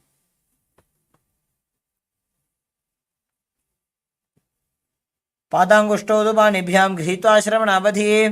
The next asana is Parshvamatsendrasana. Now place one leg on the ground and place the opposite leg flat on the mat. over the opposite leg. Insert the hand through the gap of the thighs and hold the hands behind the back. Visualize the great sage Matsyendranatha and gaze at the third eye. पार्श्वाभ्यां धृत्यते यास्तु पार्श्वमत्स्येन्द्रमुत्तमम्. The next asana is Chakorasana on the opposite side. Now bring both the legs straight and place the opposite leg behind the head. Place the hands flat on the mat and lift the body off the ground. Visualize the great sage Matsyendranatha. पार्श्वाभ्यां धृत्यते यास्तु पार्श्वमत्स्येन्द्रमुत्तमम्. The next asana is Dhanurasana 2. Now sit on the ground with both the legs stretched. Hold both the legs, big toes with the respective hands in Prana Mudra. Pull one leg to the ear and visualize yourself as a bow. पादाङ्गुष्ठौ तु पाणिभ्यां गृहीत्वा श्रवणावधि. The next asana is Ashtavakrasana. Now place one leg over top the respective shoulder and bring the opposite leg across and hook it on top of this foot. Lean forward and down as you extend the legs out to the side and lift the head and chest off the ground. Visualize a flying crane.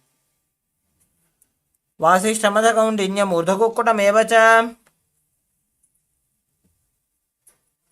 The next asana is Pranasana. Now place the right foot on the left thigh and bring the left foot flat on the ground. Have the left shoulder underneath the raised left leg and place the hands on the ground. Visualize your immortal. Gaze of the third eye. एतत् प्रभेदं वक्ष्यामि करोति यस्य चामरः. The next asana is Parshamatsendrasana.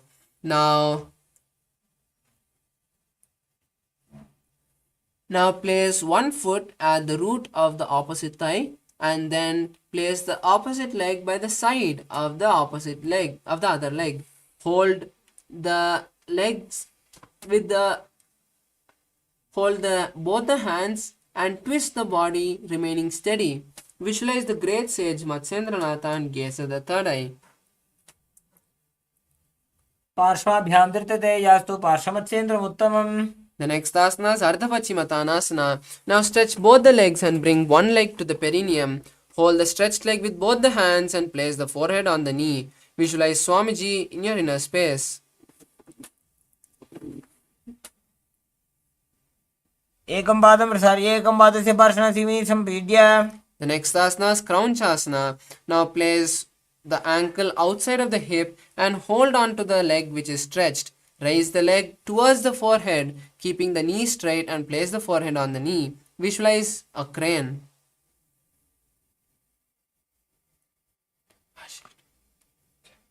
वासिष्ठमथकौण्डिन्यमूर्धकुक्कुटमेव च. The next asana is Ardhapachimatanasana on the opposite side. Now again stretch both the legs and pull the opposite leg to the perineum. Hold the stretched leg with both the hands and place the forehead on the knee. Visualize Swamiji in your inner space. एकं पादं प्रसार्य एकं पादस्य पार्श्वनासीमि सम्पीड्य. The next asana is Kraunchasana. Now place the ankle outside the hip and hold the stretched leg with both the hands. Stretch the leg forward and towards the sky as you place the forehead on the knee. Visualize a crane. उत्तानपादं क्रौञ्चं च मरीचिं वीरभद्रकम्. The next asana is Swastikasana. Now sit with the soles between the thighs and calves. Keep the spine straight and the palms on the knees. Visualize good fortune, peace and prosperity. Gaze at the nose. जानोर्वोरन्तरे सम्यक् कृत्वा वादतले उभे. The next asana is Gorakshasana. Now cover the respective ankle with the hands and visualize the great sage Goraknatha as you gaze at the nose. Perform the Udyana Jalandhara Bandha. जानोर्वोरन्तरे पादौ उत्तानो व्यक्तसंस्थितौ. The next asana is Bhagasana 2. Now continue to keep the legs in the same posture as you visualize Swamiji and gaze at the third eye. Now perform Shanmukhi Mudra, which is closing the mouth with the little and ring fingers, closing the nose with the middle finger, closing the eyes with the index finger and the ears with the thumbs. वामपार्श्वकृतं संस्थाप्य दक्षाङ्घ्रिवामजगने. The next asana is Yogasana 2. Now keep your legs in Padmasana.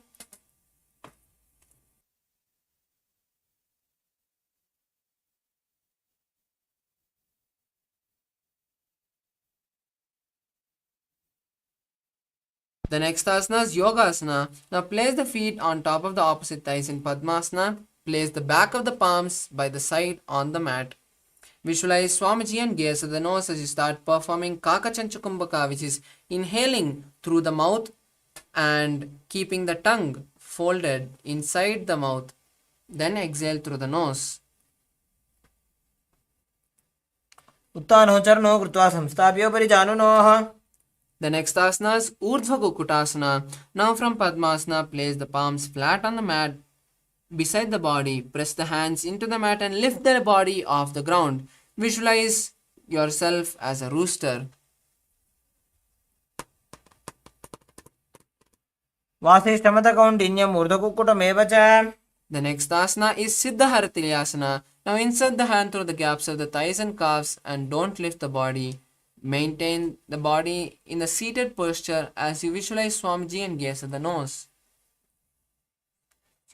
प्रथम पद्मासन को करे दोवु गोडासन दिदरे.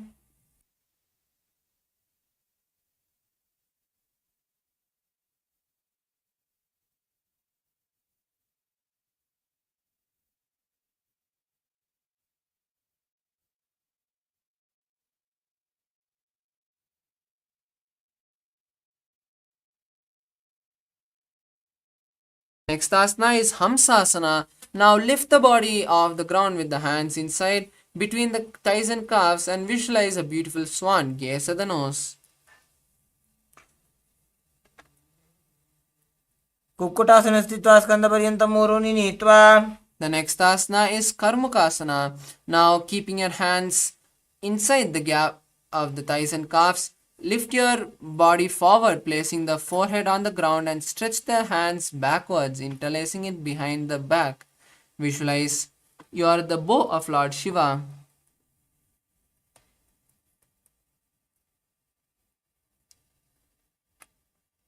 कार्मुकासनमाक्षित्य उदरे पूरयेत् सुखम्. The next asana is Kurmasana 2. Now insert the hand through the gaps of the thighs and calves. Hold the respective shoulder and balance as you visualize a tortoise.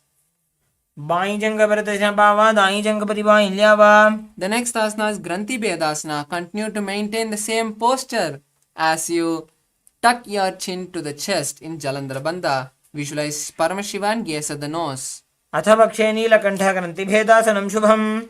The next asana is Uttana Kurmasana. Now slowly maintaining the body in the same posture, roll onto the back. Visualize a tortoise and gaze at the nose. कुक्कुटासनबन्धस्थं कराभ्यान्तृतकन्धरम्. The next asana is Panga Kukkutasana. Now come back up and insert both the hands through the gaps of the thighs and calves. Now lift your body off the ground on one hand as you hold the hand which is lifting the body with the other hand. Visualize a rooster. कुक्कुटासनं स्थित्वा एकेन हस्तेन अन्यस्य मणिबन्धं धृत्वा. The next asana is Pangu Kukkutasana on the opposite hand. Now lift the body off the ground on the other hand as you hold the hand lifting the body with the opposite hand. Visualize a rooster. कुक्कुटासनं स्थित्वा स्कन्दपर्यन्तं ऊरूनि नीत्वा. The next asana is Gridhrasana. Now rest your elbows on the soles and rest your chin on the interlaced knuckles. Visualize you have gone beyond greed. जानोर्वोरन्तरे पादौ उत्तानो व्यक्तसंस्थितौ. The next asana is Padmasana 3. Now stack the palms and place them in front of the navel as you perform the Mahamudra Bandha and visualize Swamiji.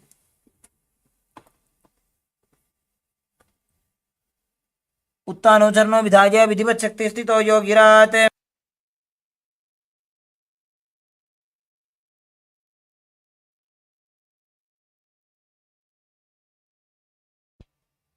The next asana is Padmasana 4. Now place the palms on top of the respective knees and sit straight. Visualize Paramashivam and gaze at the nose. एतत् पद्मासनं कुर्यात् प्राणवायुप्रसिद्धये. Next asana is Karmukasana 2.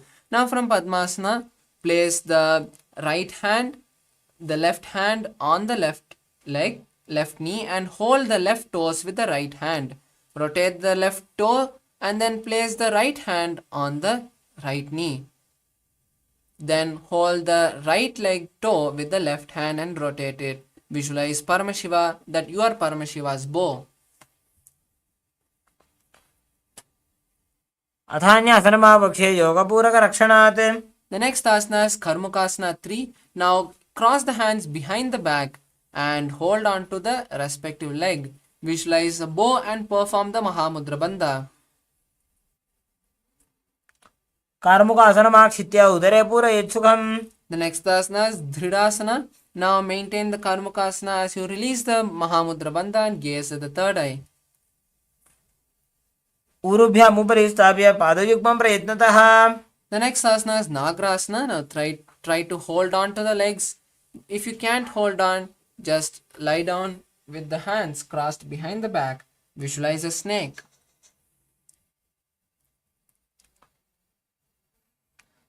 प्रथमपद्मासनकोठाने दो हाथ पाछाने आने. Next asana is Khandukasana. Now release the Padmasana and place your thighs on the chest. Wrap your legs and visualize a ball.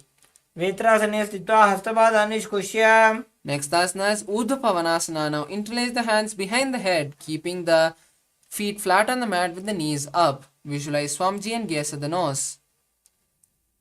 प्रथमे सूधोसैन करावे घोड़ा उभा राशि मिलावे. The next asana is Markata Pitasana. Now lie on the back and place the hands under the respective heel as you lift the hips up. Visualize a powerful ape. उत्तानशयनपादतले उत्तानहस्तयोः स्थापयेत्. The next asana is Uttana Shikipitakasana. Now lie on the back and raise the hips up. Support the hip with your hands placed at the waist. Keep the elbows on the ground to bear the weight of the body. Stretch your legs straight and visualize Swamiji as you gaze at the nose. जङ्घोरुबलहीनश्चेत् उत्तानशिखिपीठकम्. The next asana is Narakasana. Now kick the legs up, straightening them towards the sky. Keep the hands at the lower back for support if needed, or else stretch them down flat on the mat. Visualize traveling blissfully through hell. ग्रीवाकण्ठेन भूमिं विष्टम्भ. The next asana is Tiryannaukasana. Now place your hands on the hips and slowly angle the legs forward. Visualize a boat. नौकावत् स्थित्वात् ऊर्ध्वं पादाग्रद्वयं नजेत्. The next asana is Dvajasana. Now place the hands back on the ground if you can and visualize the Kailasa flag. तिर्यन्नौकावत् ग्रीवापृष्ठकोर्परैः भूमिं वष्टभ्य. The last asana is Mritasana. Now lie on the back completely relaxed. Avoid all the micro movements as you completely unclutch from your body.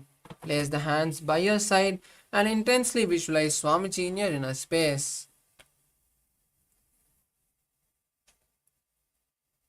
उत्तानं शववद्भूमौ शयनं तु शवासनं. शवासनं श्रमहरं चित्तविश्रान्तिकारणम्.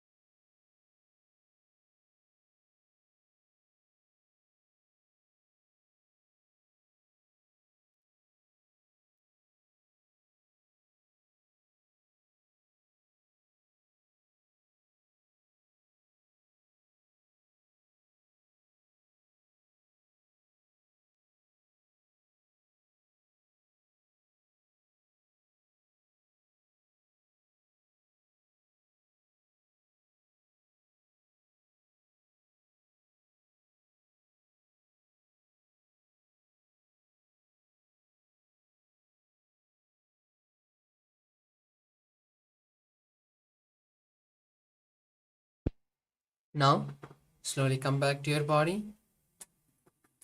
Start moving your hands and legs. Bring awareness to your legs, your body, your hands, your stomach, your head, your neck, and slowly bend your knees, bringing the legs to your chest. Rock your body from side to side and make some momentum, slowly raising the body to a comfortable seated position.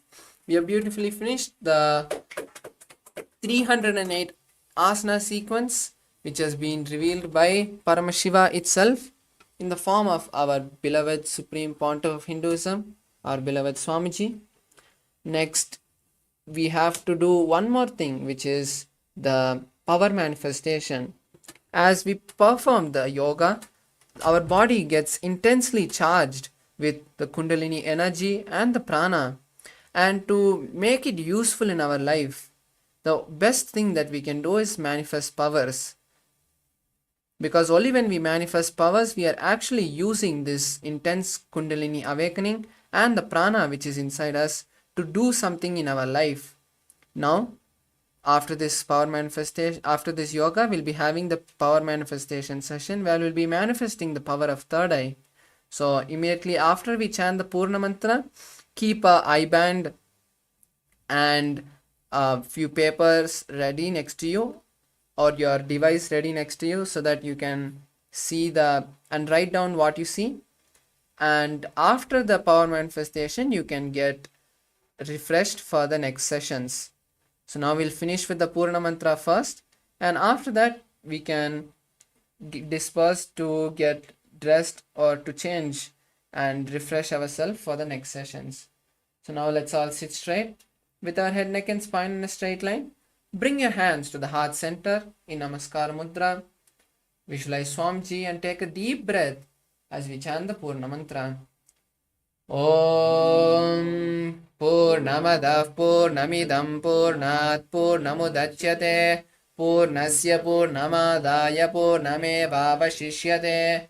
Om Shanti Shanti Shanti Hari Om Tat Sat. Sarvam Bhagavat Shri Nithyananda Paramashiva Padukarpanamastu. Om Nithyanandam. Thank you, Nithyanandam.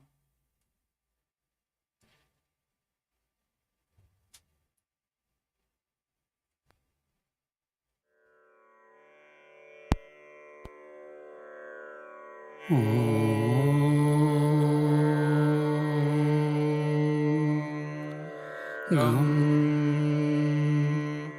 आनन्दगणपतये नमः।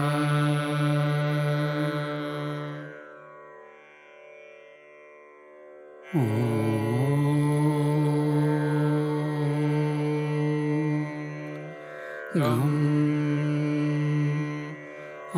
आनन्दगणपतये नमः।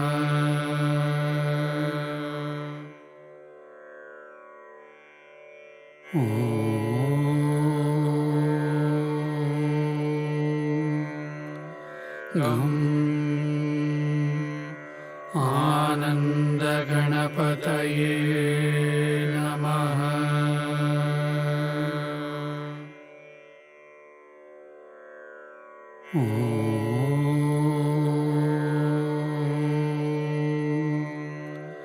गं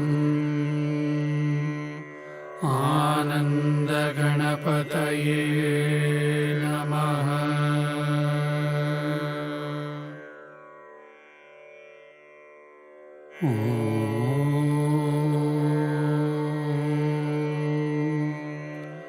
गं आनन्दगणपतये नमः।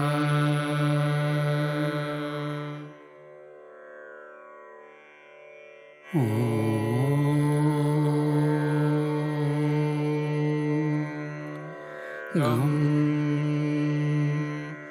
आनन्दगणपतये नमः।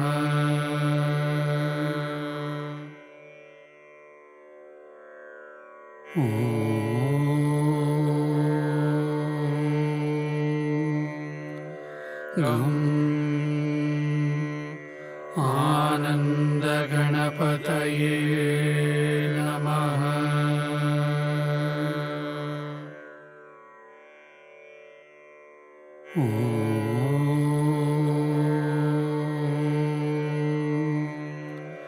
गं आनन्दगणपतये नमः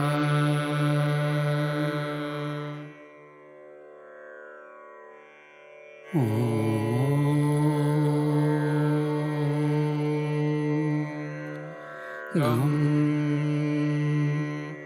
आनन्दगणपतये नमः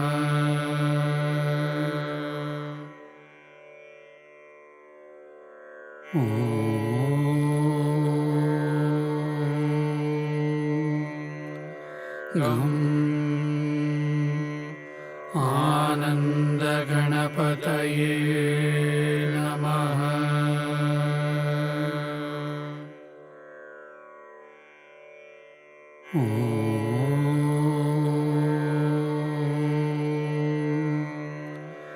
गं आनन्दगणपतये नमः गं आनन्दगणपतये नमः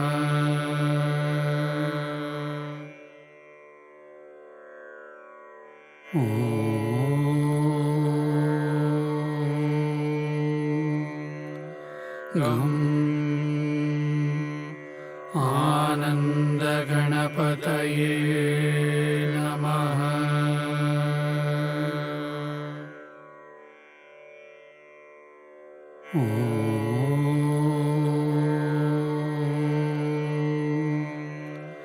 गं आनन्दगणपतये नमः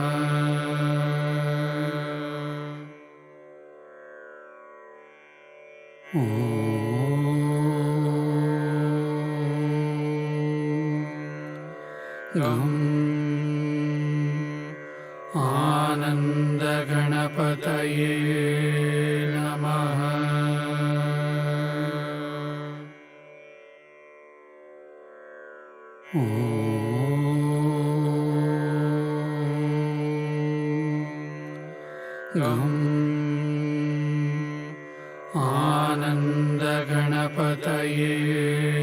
नमः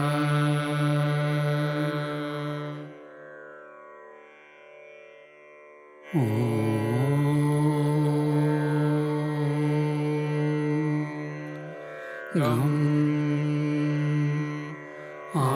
आनन्दगणपतये नमः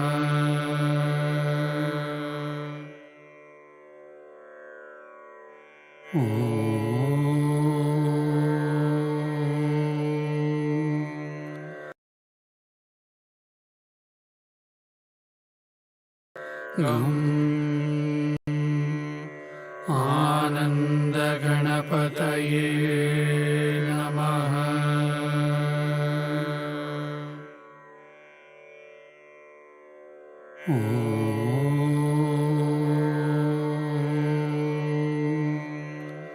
गं आनन्दगणपतये नमः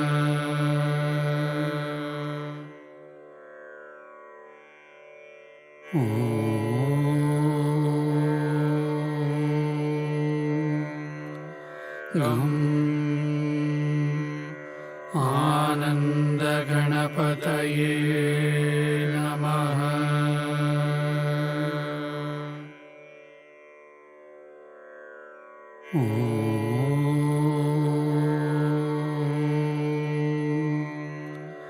गं आनन्दगणपतये Yes, Nithyananda, I welcome all the Paramashivoham Level 3 Season 3 participants to today's Power Manifestation session on the day 19 of the Paramashivoham Level 3 program. Let us get ready for the Power Manifestation. I request all the participants to be seated in front of the camera with the cameras turned on.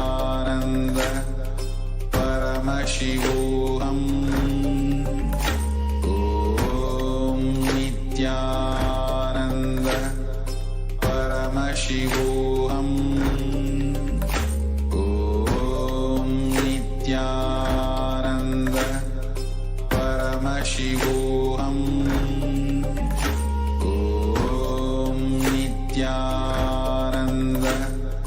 Paramashivoham. Om Nithyananda Paramashivoham. Om Nithyananda Paramashivoham. Om Nithyananda Paramashivoham. Om Nithyananda Paramashivoham. Om Nithyananda Paramashivoham. Om Nithyananda Paramashivoham. Om Nithyananda Paramashivoham. Om Nithyananda Paramashivoham. Om Nithyananda Paramashivoham. Om Nithyananda Paramashivoham. Om Nithyananda Paramashivoham. Om Nithyananda Paramashivoham. Om Nithyananda Paramashivoham. Om Nithyananda Paramashivoham. Om Nithyananda Paramashivoham. Om Nithyananda. Yes. Now relax. Slowly open your eyes. Take your eye bands off and slowly open your eyes and relax.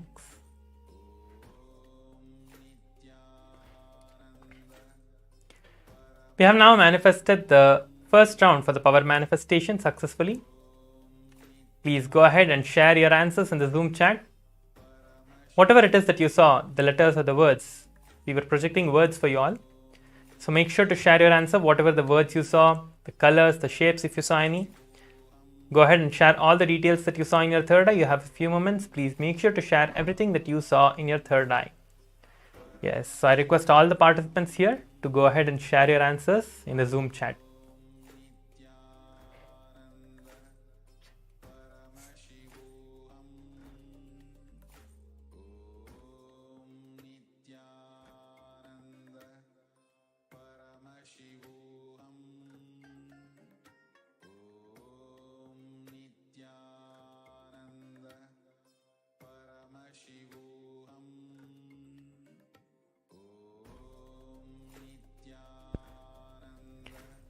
Yes, I request everyone to post your answers. The image is now being projected, you can see. So how many, you can verify this and see, and you can answer how many of you got it right. So you can see that the word is word and cell. The word is word and cell. So this was what was projected to you all in the third eye reading, the first round. So post your answers now and we'll be moving on to the next round.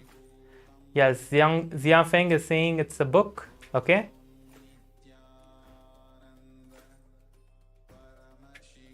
Good, Zia Feng. You can continue to manifest the power. You have another second round for the power manifestation now. Yes.